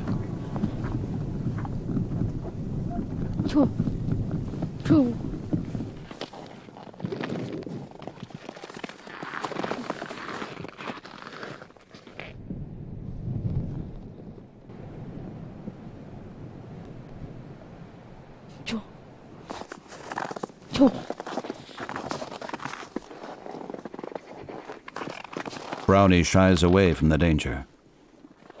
Tuguldur must show no fear now. The horse would sense any uncertainty.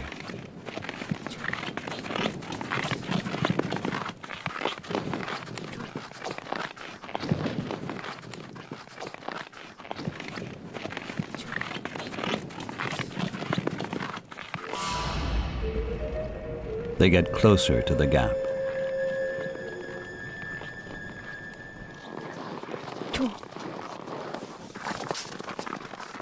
And the horse obeys, overcoming its fear. Just like Tuguldur, who has also overcome his fear. The student reaches the other side safely.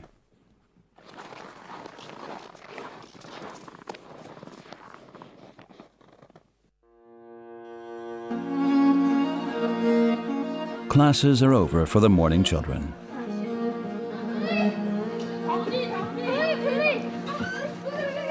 Out onto the playground. The last few minutes that Dirga Tsetseg can enjoy with her school friends and is allowed to be a child, before her father comes to pick her up.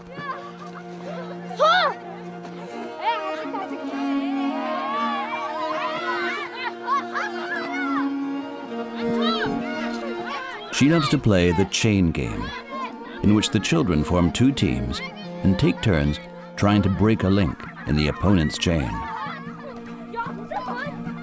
Whoever doesn't make it must stay.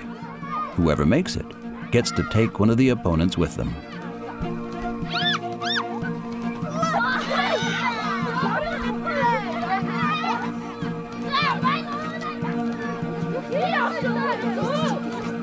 Go!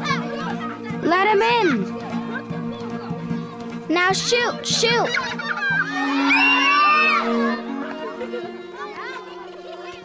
And then a short brawl. Dirga Tsetseg is in the midst of it all. One of them hit me on the hand, so I went to him and hit him back. Tuguldur hurries. The detour by the river has cost him time. He reaches Tunkel 15 minutes before the start of the afternoon classes. He can't tie the horse up at school. The school director doesn't allow it. But Tuguldur's family have friends in town. He leaves the horse in the courtyard of a garage until school is over.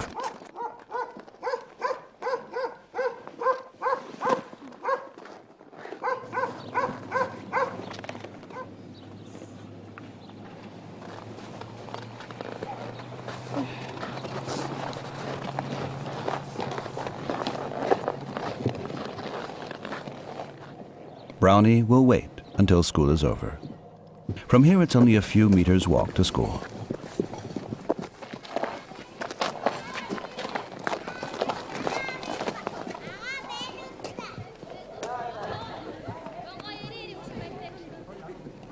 The afternoon students line up at the entrance to the school. They would also get extra work for tardiness.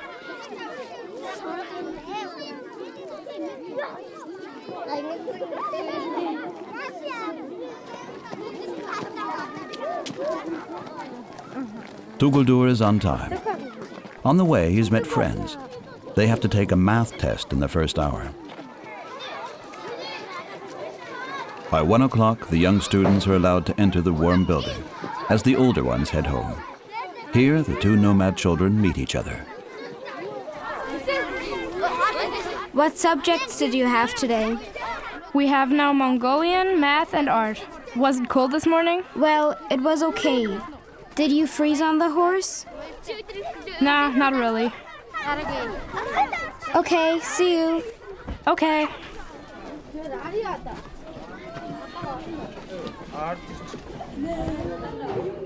The math teacher is waiting. She wants to start on time.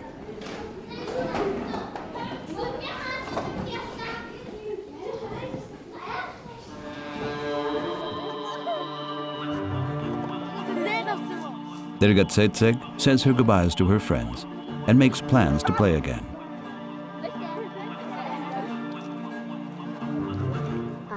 We play school. Someone is then the teacher, the others are students, and class president. Now Degadzetseg must get going again, to the train station, where she has to meet her father. She must cross the tracks again. At lunchtime, there are more trains. Their destination is the capital, 200 kilometers away, Ulaanbaatar. They often only pass through Tongkar, so the girl has to be extremely careful.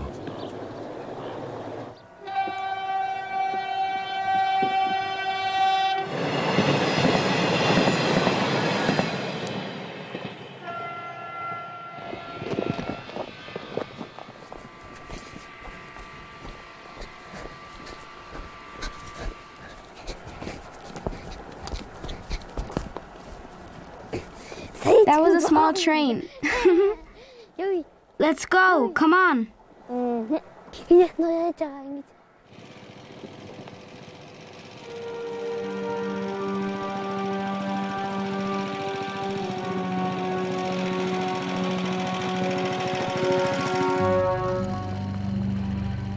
At 1:30, father and daughter are on their way back.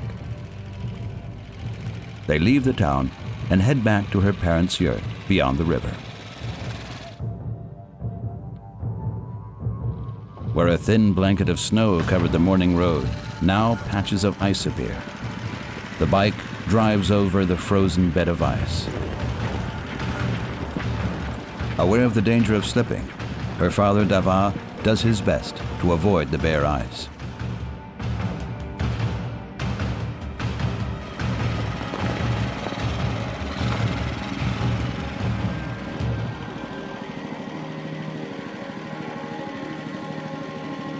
The first hurdle has been overcome. But even if they're tired, father and daughter still have to concentrate. Tuguldur must also concentrate now. The math test has begun. First, the children have to solve dictated math problems openly on a laminated piece of paper. Later, separately in their books. So, let me see. 77.05. Exactly right.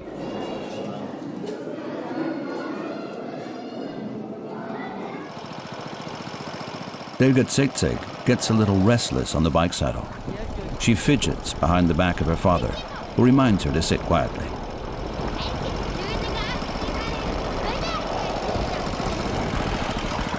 The dogs are attacking.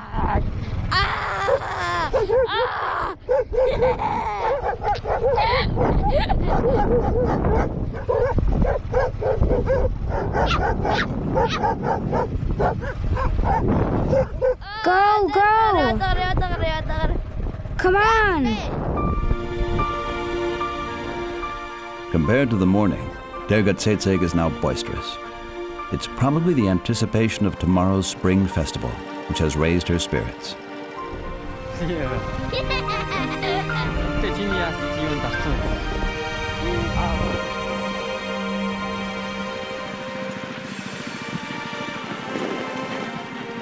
But before the party can get started, the nomads must finish the final tasks in order to close out the year coming to an end. And like every day right after school, the 12-year-old schoolgirl has to help at home.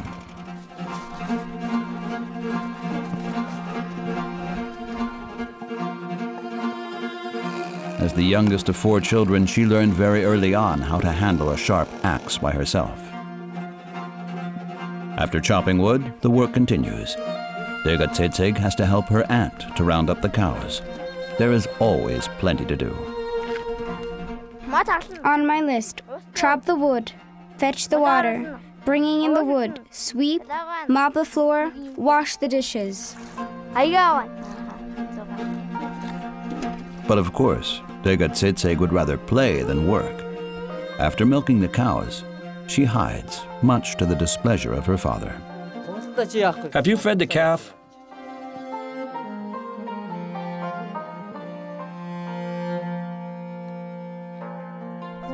Actually, our youngest is a really hard worker. I don't have to do much. She does everything, brings water and gives the calves water and grass, straightens and cleans up, washes the dishes. She can already do all these tasks. It's important to the parents to keep the traditional nomadic culture alive. In the celebratory ritual, her aunt sprinkles some of the freshly retrieved milk. Life with nature is a constant give and take for the Mongolians. At school, however, the nomadic children learn everything they need for a modern life, to get jobs in the big city if need be. Tulgodur wants to be a soldier someday. During recess, he practices a little. During the break, we wrestle. Sometimes we play catch. But mostly, we are wrestling.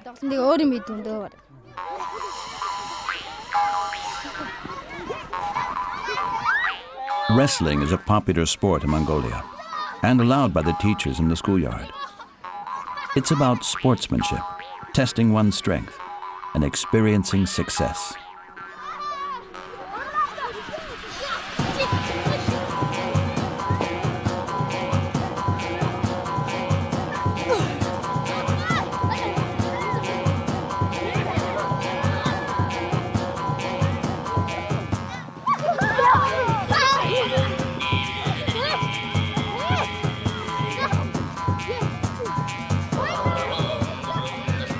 For Tulgodur, who lives far away from his friends, recess is the only time he has to play with his peers.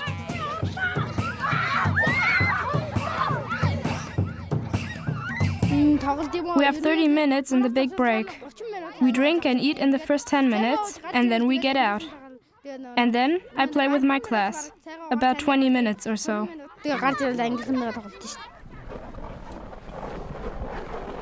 Hello, Manda. Ah, hello, all right? Yes, hello.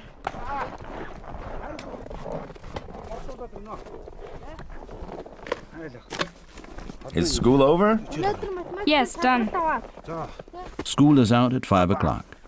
Manda, a family friend, helps Tulgodur up on his horse. Okay, go nice and slow on the way home, all right? Yes.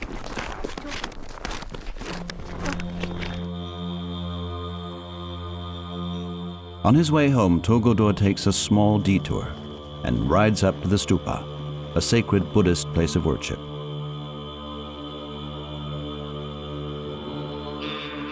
Perhaps there is something to discover. Sometimes there are interesting offerings there.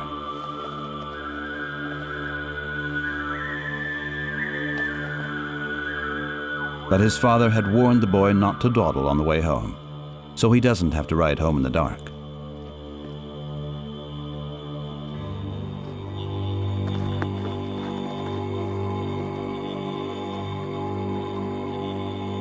And at school, they said it would snow in the evening. For the young Mongolian, it's back to the frozen valley of the nomads. The temperature quickly drops to minus 20 degrees Celsius. Going back across the river, he trusts the same location as at noontime.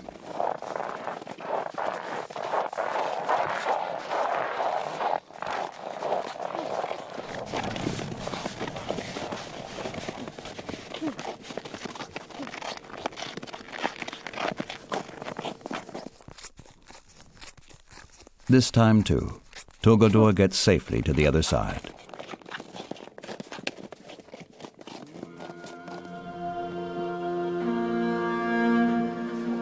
But the ride home from school will be more difficult this time.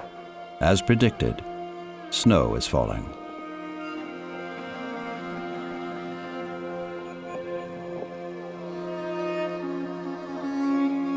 In the valley, thick flakes blanket the landscape. On New Year's Eve, a time of year that the nomads yearn for since it symbolizes the beginning of spring.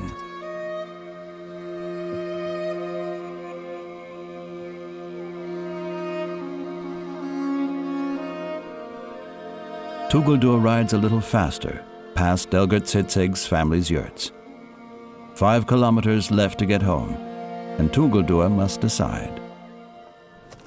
On the warm horse, you do not freeze that easily. Only if you ride really fast and the wind blows from the front, then you freeze. But if you trot lightly or ride at a walk, then it's okay. If he rides fast, Brownie might not see a deep hole in dense snowdrifts and could stumble. Should Tugodur ride slowly, he will get caught in the dark.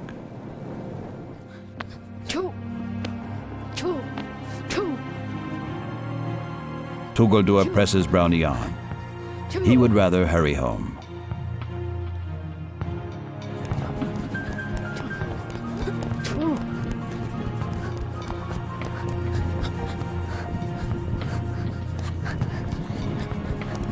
Deep snowdrifts have formed in some places, and Brownie is constantly running into them.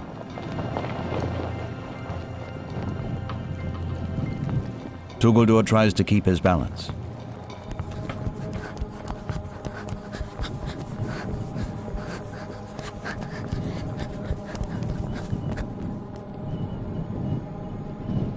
The boy who can't even get up onto his horse alone summons all his courage and rides the last 4 kilometers through the snow-covered steppe as fast as he can.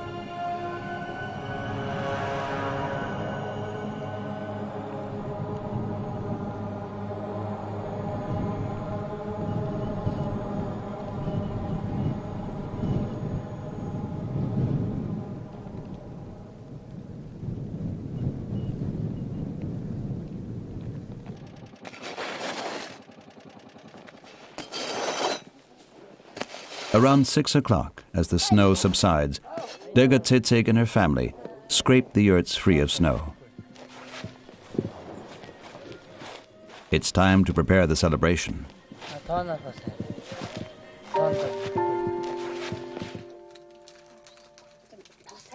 The parents have set up a buffet table in the center of the yurt.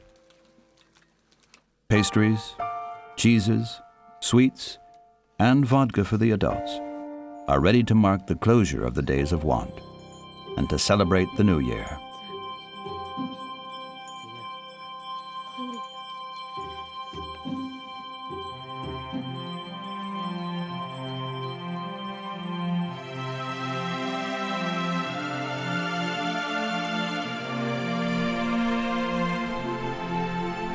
As night falls, Tugodur has just now made it home.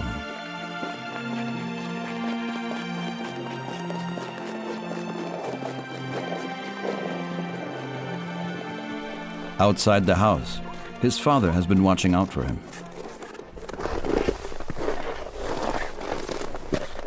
Well, was it cold? No. Was it okay?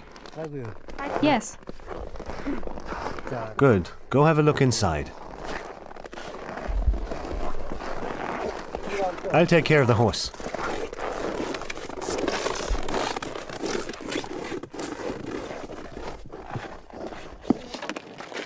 While his father, Murun, removes the saddle and gives the horse hay and water,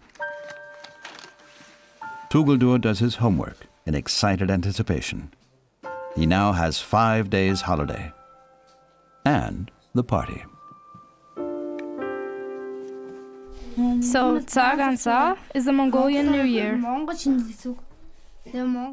It's where the Mongols, that's us, show our elders respect and honor, and welcome all who are older with a welcoming ritual. The children get up very early, and then greet their parents. First the father, and then the mother. And at the greeting ritual, one should always put something in their hand, a small gift. The next morning, Every New Year's Day, we go to a place of sacrifice and give the mountain small offerings and look at the sunrise. Look at it now. the first rays of the New Year's sun. His father Murun soaks it up. You look at the sunrise in the place of sacrifice because that brings good luck and blessings. Papa and I climb up here every New Year. Derga Tsitsig has put on her best garments for this day and may now enjoy some snacks from the buffet table.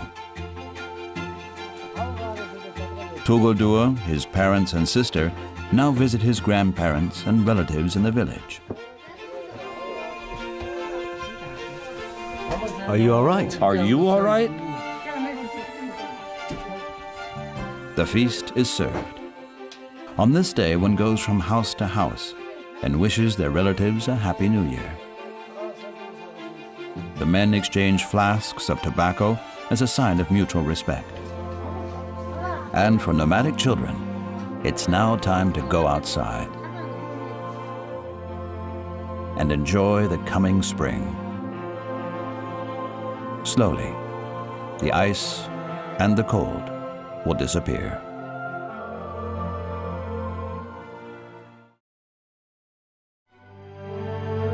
Nepal, the highest country on Earth, runs through mountain ranges sometimes reaching heights of more than 4,000 meters above sea level.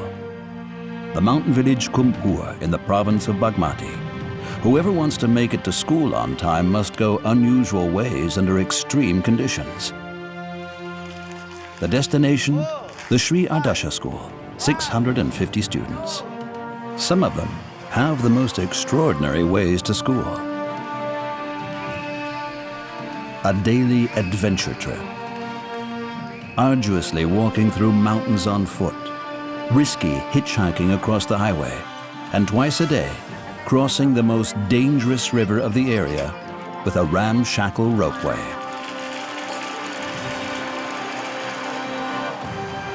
One of the most dangerous ways to school, all for one goal, a better life.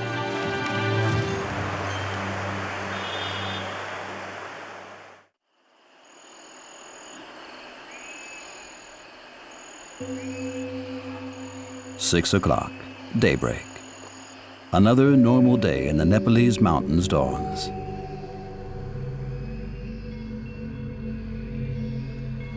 The schoolboy Ajit has to wake up quickly because before he is allowed to head off to school, he must lend a hand in the fields. His father, Hari, needs every single helping hand. 2 hours of early work, from 6 to 8 a.m. For Ajit, it is quite natural. But nothing to say against a bit of daydreaming. When I grow up, I want to do more than just work on the farm. I want to explore the world. Ajit's father has never attended school. He knows, just like all the other parents living in the mountains, education is the key for his son's future. Each day, the parents in the mountain village Kumpur prepare their little ones for their great adventure. The same scene, 400 meters down the mountain.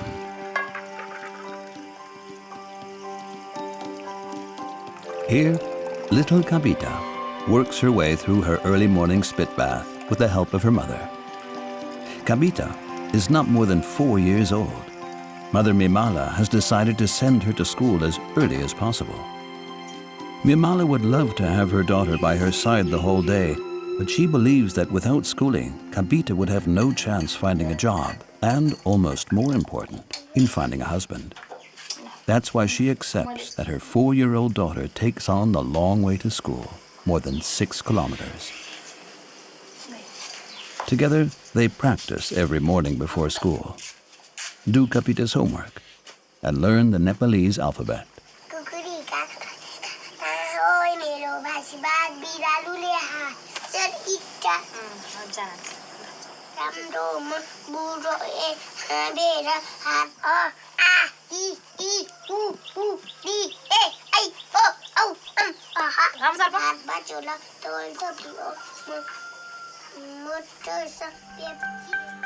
A bit further down in the village, Ambika's farm awakes. Ambika is happy that her 7-year-old, Ashmita, does not have to go to school by herself. Fortunately, she has 2 other children who also attend school.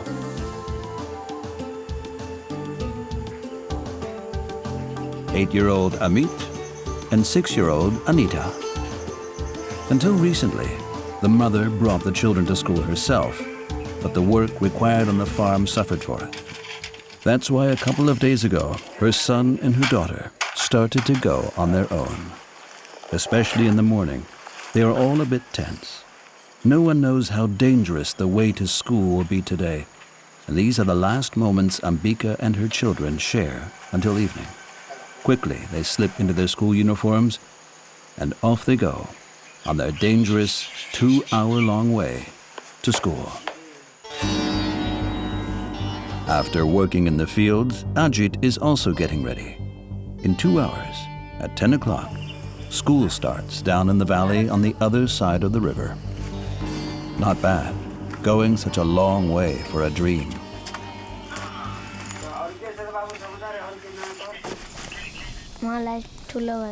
When I grow up, I want to become a pilot.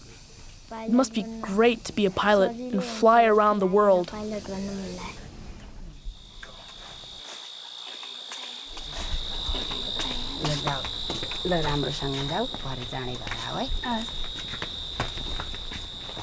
Together with his sister Sapana, Ajit hits the road, leaving behind a worried family. Most of all, a mother who knows all too well about this way to school. Every day I'm afraid to send my children off to school. Everybody in my family has gotten hurt on the way down to the valley. My son, my daughter, myself. Even my husband hurt himself.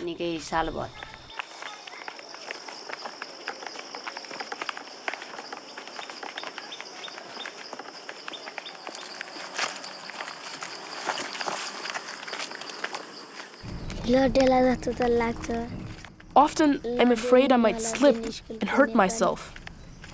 I'm also afraid of wild animals like jackals, monkeys, or tigers. But I really want to go to school.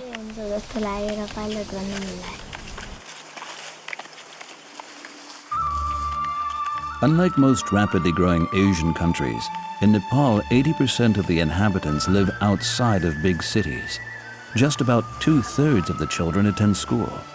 The others, like the 12-year-old Ganesh, who must stay behind today, must help in the fields in order to secure the harvest. The illiteracy rate in Nepal is over 50%. Those who attend school in the mountain village of Kumpua walk across the mountains of the highest situated country on earth. Nearly half of Nepal lies more than 4,000 meters above sea level.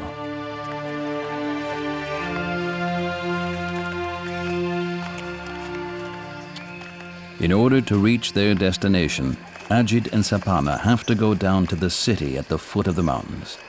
And for that, they have to cross the dangerous river Trishuli, which winds through the entire valley.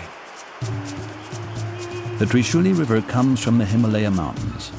It is 60 meters wide, and at this time of year, the time of the monsoon, it is especially wild. The next bridge, miles away.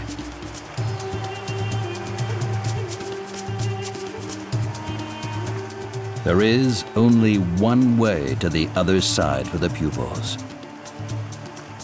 The so-called tuin, a basket on 2 old wire cables. Rusty and inspiring little confidence. Nobody knows how long this construction will last. Many accidents have happened here. A number of students have fallen in the river while trying to reach the other side. Some nearly drowned.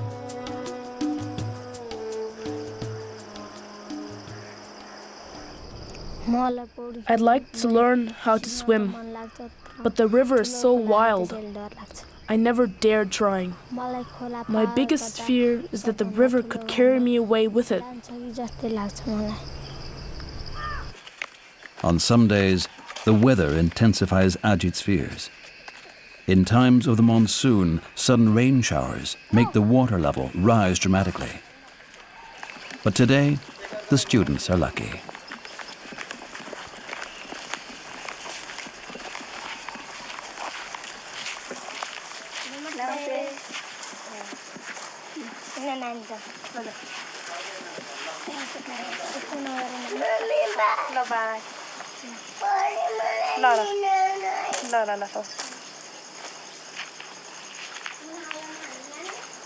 At each goodbye, there is a touch of fear, but there is no alternative.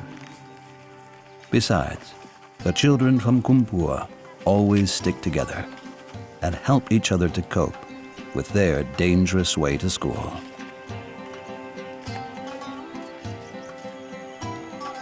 A bit further down at the foot of the mountain village, Mother Ambika also sends her children off. Amit, the eldest, is supposed to lead the others safely. He is the most experienced. But still, every morning saying goodbye to her children costs Ambika a lot of strength.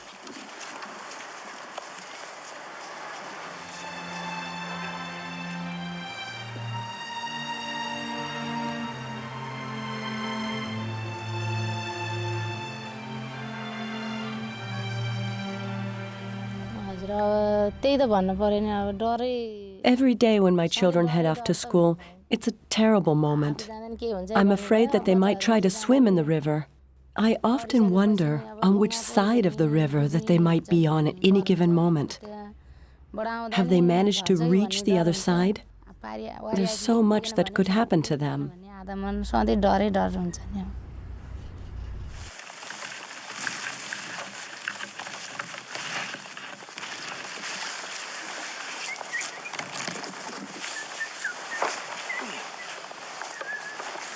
One and a half hours before school starts. From all over the Kumpua village, the children gather together at the foot of the mountain. They are on their way to school, and the school is in the city. Today it's normal, but just 50 years ago, the village was completely self-sufficient. Only if there was a lack of salt would someone, twice a year, head off to refill the stock.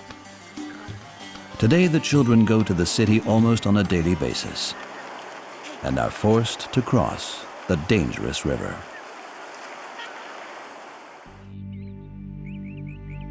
A village in distress is left behind. Worries unite the families in Kumpua more than anything else.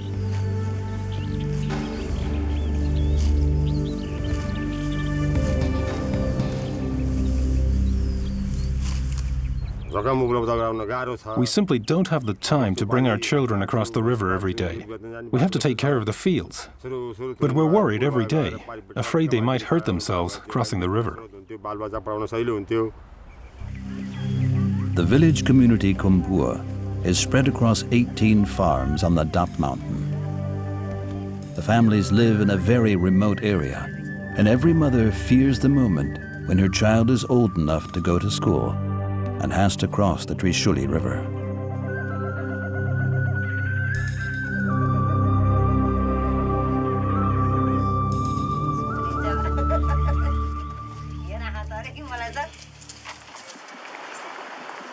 At 9 o'clock, the children arrive at the so-called Tuin.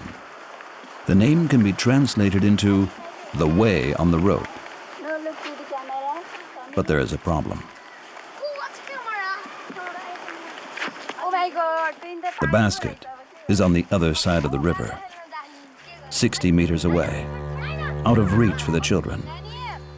The river Trishuli, which can only be crossed by 2 rusty ropes, separates the region in 2 halves at this point.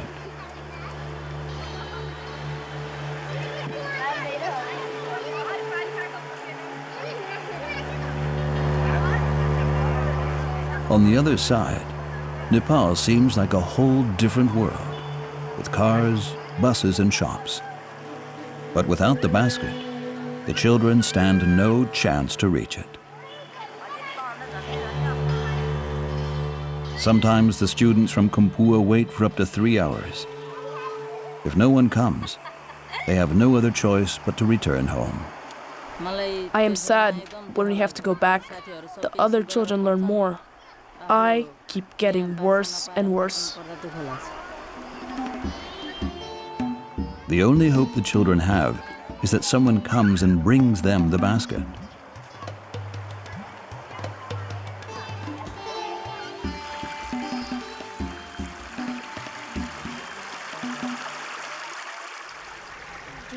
Often, the teachers yell at us when we are late.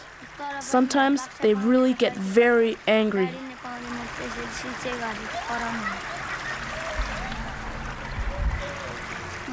Sometimes, they hit our hands with a stick or pull our hair if we're late.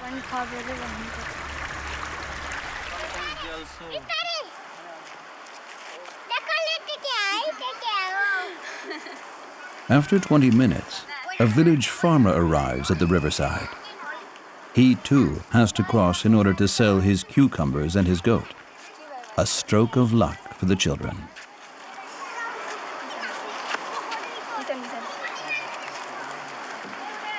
Because Farmer Pramod is in a hurry, he can't wait for someone to cross over with a basket. The market closes in just under 2 hours. Therefore, he crosses the river with a very special method. A device the villagers called kiakire, a pulley and a rope. This is how he wants to reach the other side in order to collect the basket for the children and himself. The children do not have this pulley, and they're simply not strong enough. Only us farmers can cross like this if the basket is on the other side. Nearly none of the children can swim. If they fall into the river, they die.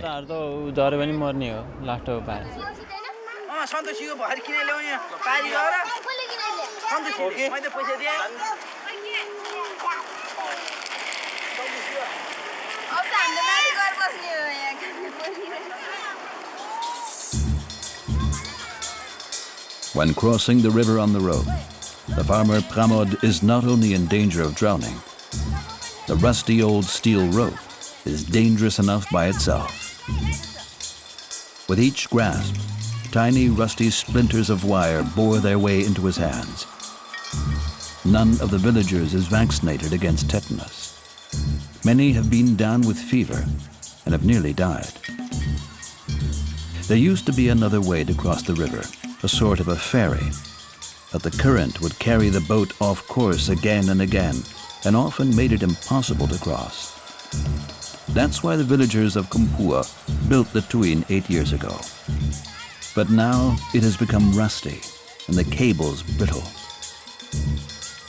Pramod knows that school in town starts in less than an hour, so he lets the children use the basket first. In order to get all of them across, Ajit and his friends have to cross the river twice fully occupied. If they hurry, they can make it to school on time, but only if nothing else goes wrong.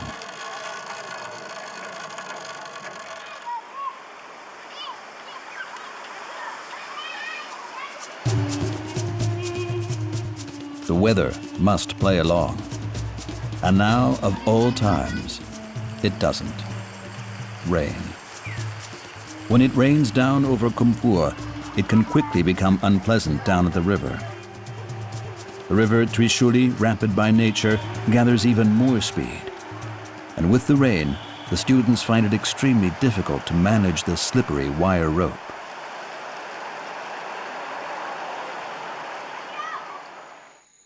Everyone in the village is worried about crossing the river. Ajit's father, too. He carries a special responsibility because it was he who built the construction.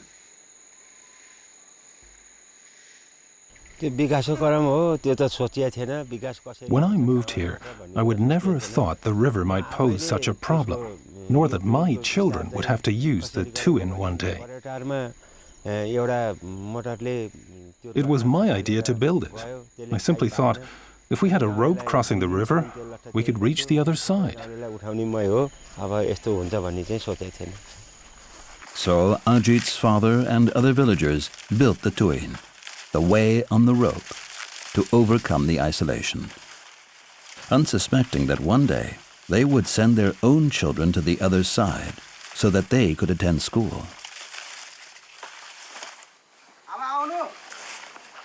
Head of the family, Hari, and his wife know about the dangers. Many get badly hurt trying to cross the river.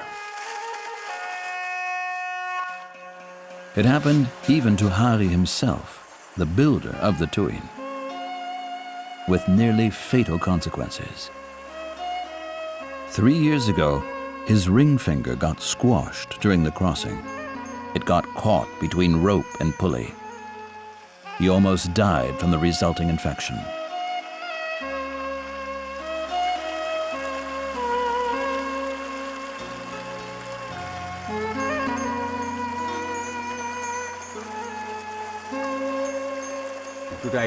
For many months, I was unable to work in the fields.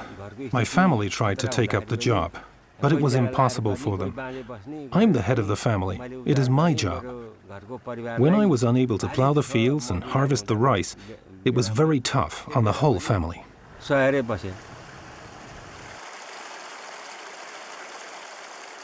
In the village, and for the children, the rivers and the Tuin's imminent danger is omnipresent.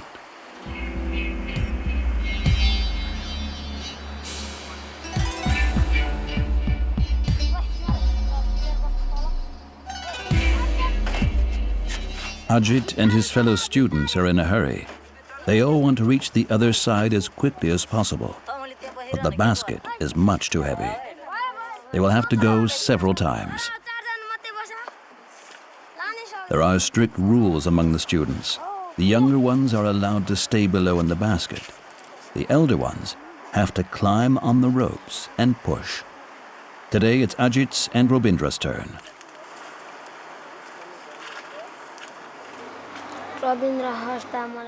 Rabindra has fallen once before.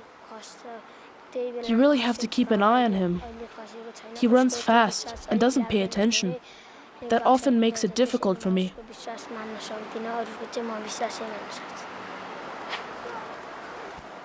Robindra is Ajit's best friend. A year ago, he survived a tumble from the Tuin by only a close shave. I was so shocked when we ran across the river on the rope.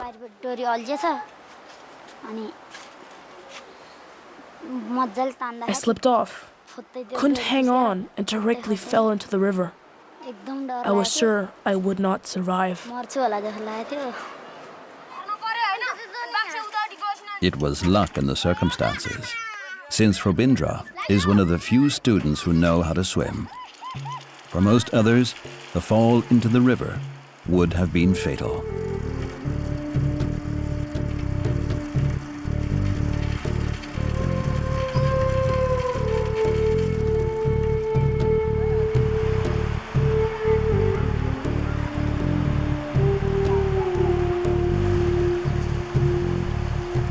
Ajit and Robindra climb onto the ropes to bring the basket to the other side.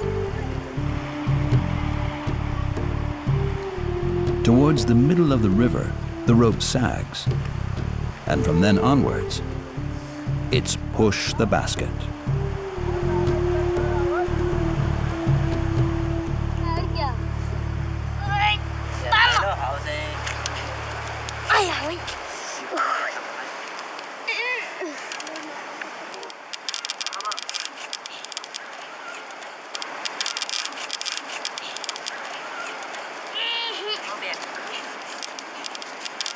The Tuin. On the one hand, the only chance to arrive at school on time. On the other hand, a life-threatening danger for the children. And time is running out, because Ajit and his friends are still far from the other side, not to mention nowhere near the school.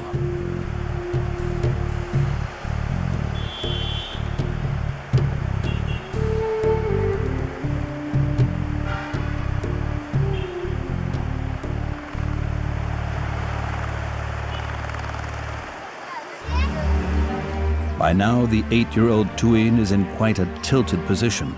Over the years, the ropes have loosened little by little, and with every passage, have lost their balance a bit more.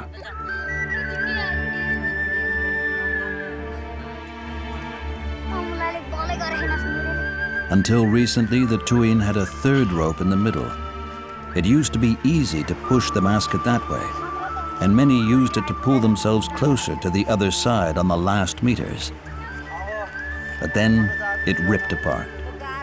Since then, Ajit and his friends have to cope with 2 ropes only, and they keep hoping they won't tear apart.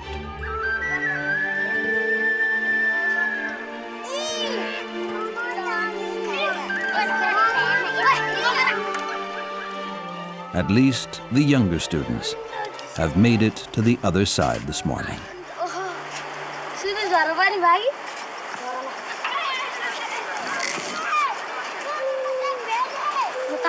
For years, students and parents have been hoping the government would build a bridge.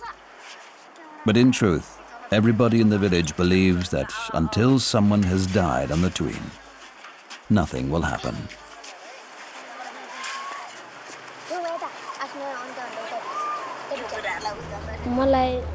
If I could choose, I'd rather have a bridge than become a pilot. Ajit's dream is to leave home and get to know the world. He would give it up for a bridge. For the moment, there is none. So it's back via Tuin to get the remaining students.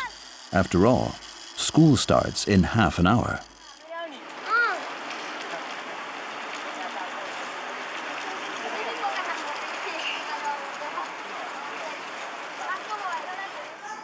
Every morning, Ajit's teacher, Bhawami Sharma, prepares her classes at the Sri Ardasha school. She, too, has little hope that in the near future the situation for the students from Kumpur will change.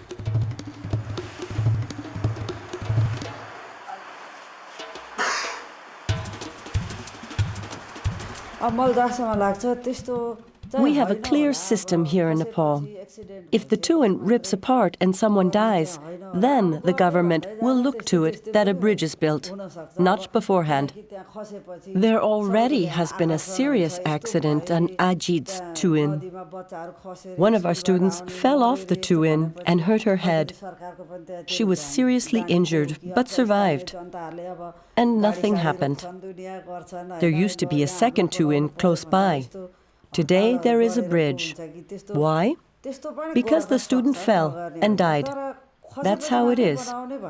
Only if someone dies will something happen. Bhawani Sharma has often tried to bring attention to the problem, but her petitions were left unheard. Probably the Tuin affects too few people.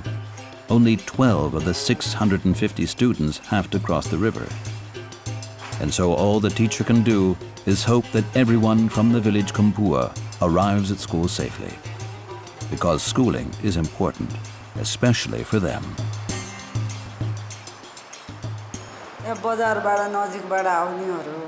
There are great differences between students from this side of the river and those from the other side. The children here don't have much to worry about, and often their families are well off. Their way to school is much easier. That's a big difference. The students from the other side simply get much poorer results.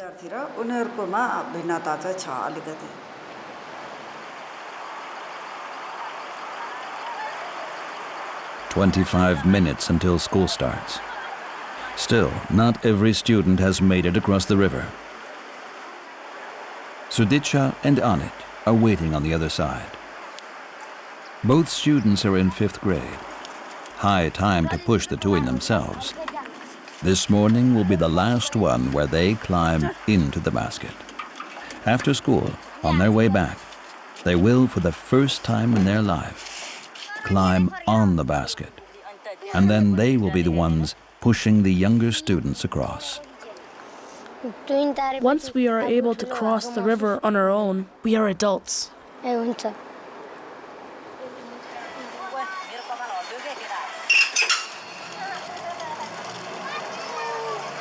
For the students, it is more than just a compulsory task to ride the Tuin. It is a major step in their lives, an initiation into the adult world, which fills them with pride and worry.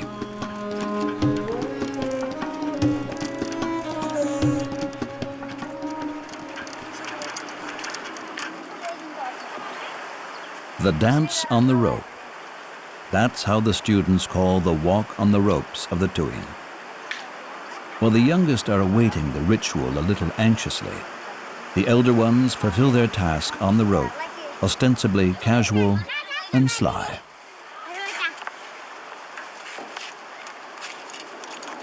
As he steps off, he immediately thinks with mixed feelings that on his return, it will be his first time to operate the Tuin. Right now, I'm not thinking about being proud of riding the Tuin. I'm just scared. The children have all arrived safely and are on their way to the highway. There are still quite a few miles ahead of them before they arrive at school. Ajit has to go back one more time. The student Amit, and more importantly Pramod the farmer, and his goat are still on the other side. The solidarity within the village of Kumpur is strong. After all, sooner or later everyone relies on the other. And so sometimes even livestock transportation is a part of one of the most extraordinary ways to school.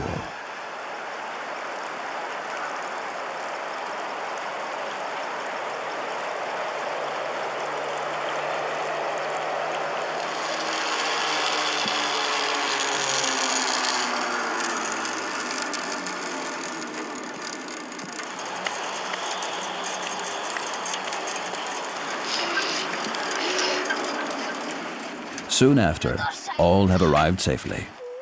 Ajit must continue. Just a few meters up the hill, and the next difficult stage of their way to school is awaiting them. They have to hitchhike on the highway.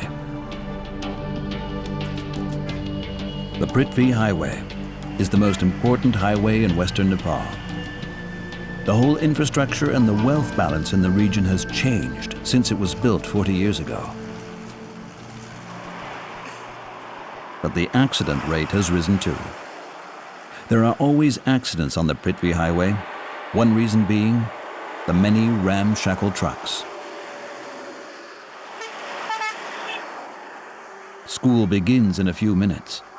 The children have no choice but to wait and hope someone will give them a lift.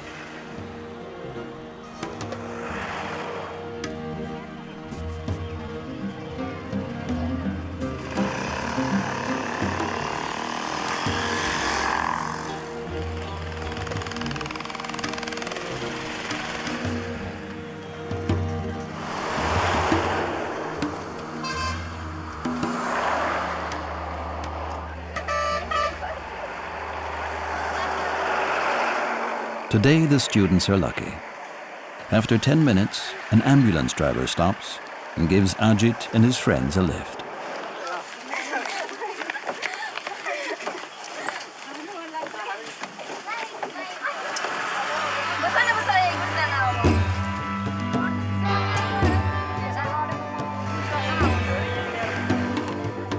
He takes the students to Gadchuri, which is only a 10-minute ride by car.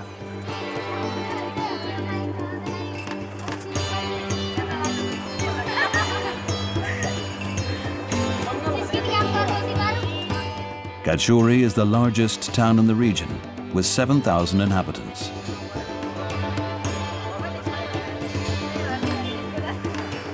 Five to 10, just in time, they all arrive at their destination.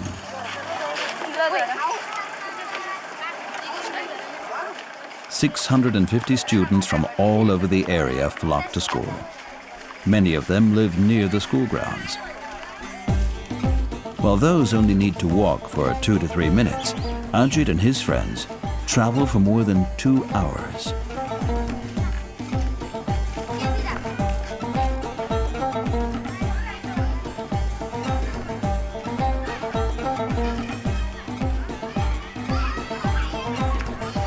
Before the start of the lessons, 10 o'clock sharp, the students line up for roll call.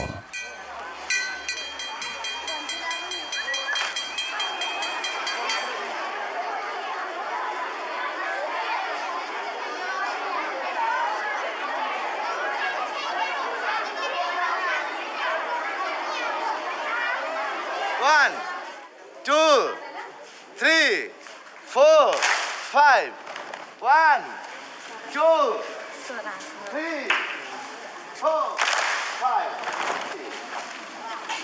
4, 5. Every morning, 6 days a week, 5 minutes of gymnastics. 9, 10, 11, 12, 13, 14, 15, 16. Then, the children sing the Nepalese national anthem.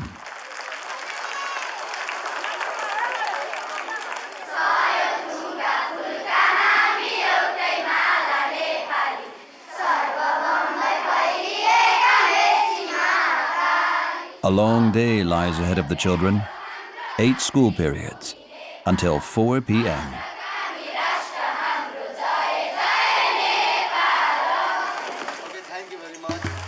While most students know each other, because nearly all of them come from Gajuri, Ajit and his friends are sort of the outsiders from the mountains.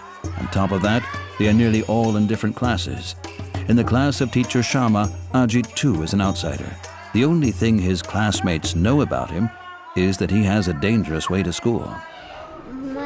I heard that some students have to cross the river, but I myself have never went on a ride with a tween. Ajit comes here with the tween. I have never even seen it.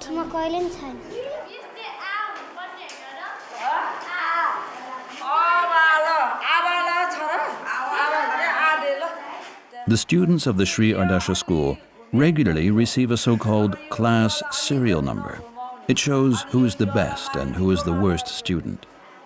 Ajit is number 39, one of the last in the whole class.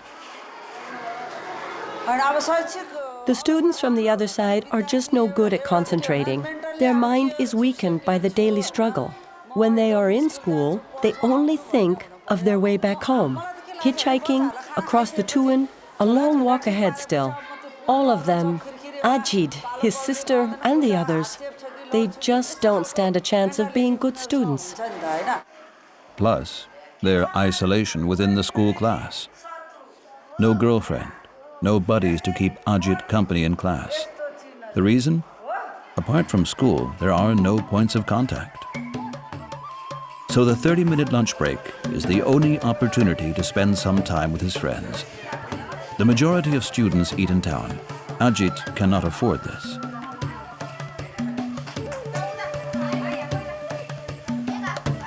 The school canteen offers a basic meal for little money.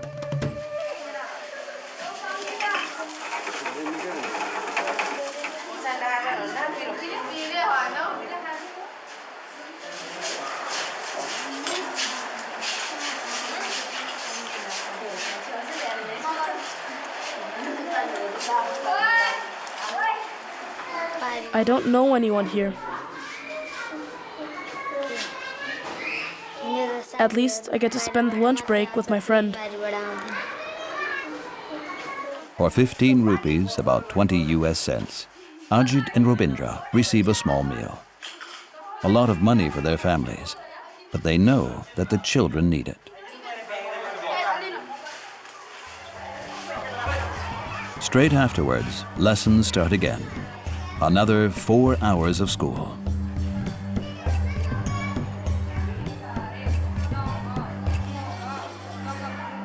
Science. In order to pursue his dream of becoming a pilot, Ajit should especially pay attention in this subject. But he lacks concentration and is easily distracted. His thoughts are not on school, but revolve around his way home.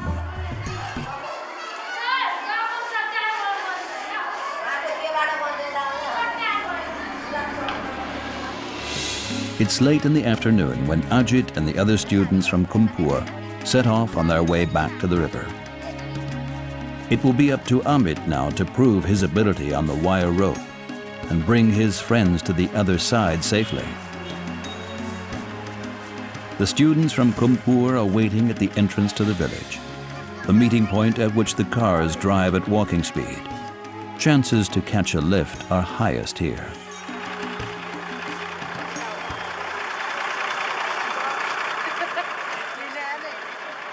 Today they have to wait for 30 minutes, until a truck driver pities them and lets Ajit and his friends jump in. As often, the trip is quite dangerous. The trucks are the biggest hazard on the highway, since the drivers are often pressed for time and have to hurry to get to their destination. But for the children, they are the only means of transportation.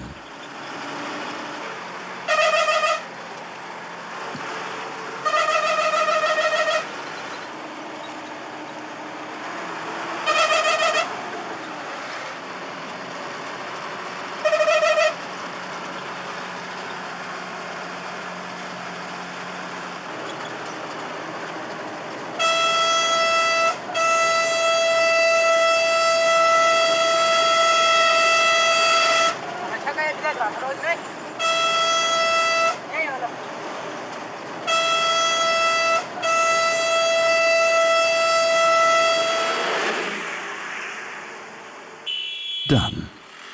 The students leave the highway behind, the first stage on their way home.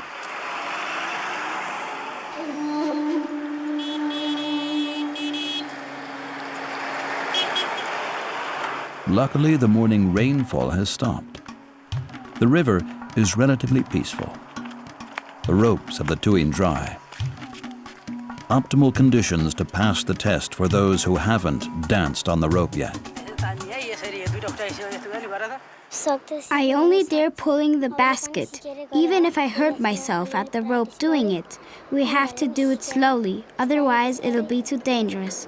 I'm too scared to walk on the rope in case I fall and drown. It's a big moment for Sudicha, the step from child to adulthood. For the first time, together with her friends, she will bring the Tuin to the other side. The experienced children pass on their knowledge to the next Tuin generation and teach them to tread properly and to always keep up a steady pace. On one of the most dangerous ways to school, the students at all times have to sharpen their senses. Also, those newcomers on top of the rope.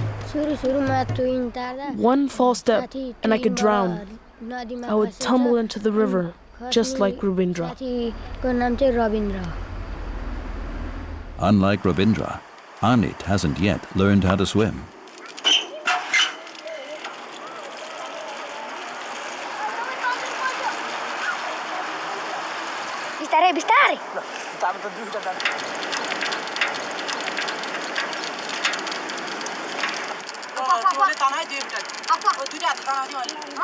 Sudicha below, Anit on top.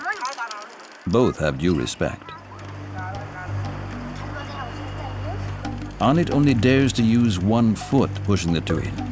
That's safer but much slower, and more tiring for the others. Sudicha is also afraid. She is almost bound to hurt her fingers at the rusty and brittle rope.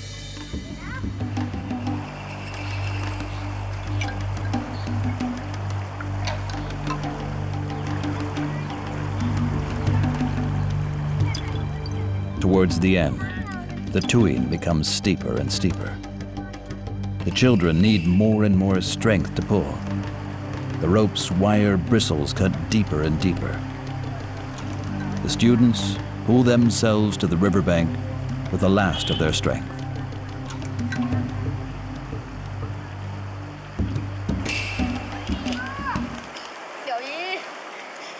The crossing takes 15 minutes this time, 3 times as long as normally. But the ritual is finally overcome. They went through their baptism of fire, even if it hurt. A big step taken, but this also means that they will have to climb up on the Tuin again and again and expose themselves to the danger.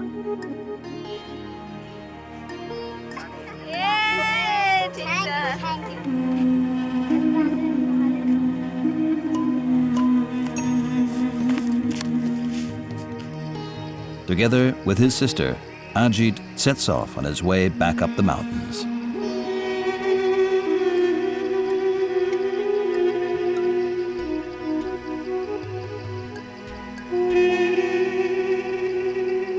Exhausted by a long day, their path ascends steeply, on the way to house and farm. And it takes even longer than in the morning, more than an hour.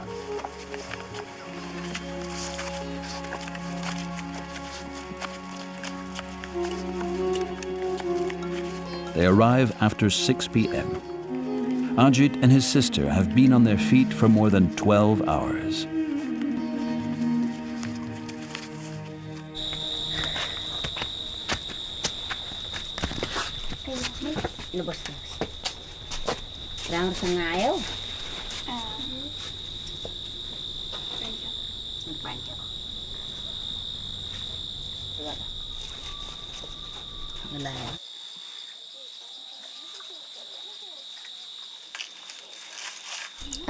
Every day I'm happy when my children arrive back home safely.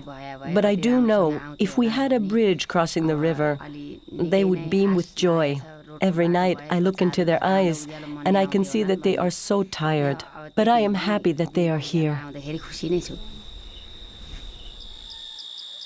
Ajit would like to do his homework, but he is too exhausted.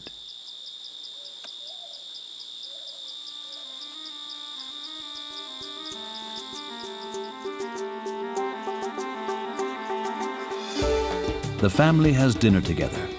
Happy both children have made it unscathed through this day as well.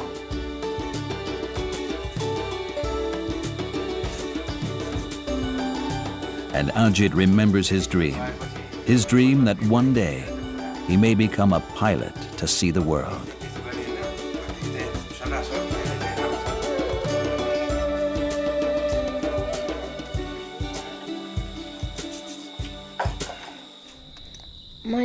If we had a bridge, going to school would be so much easier. I could do my homework and then become a pilot and fly around the world. Ajit's day comes to an end with this hope. He needs his sleep for tomorrow now.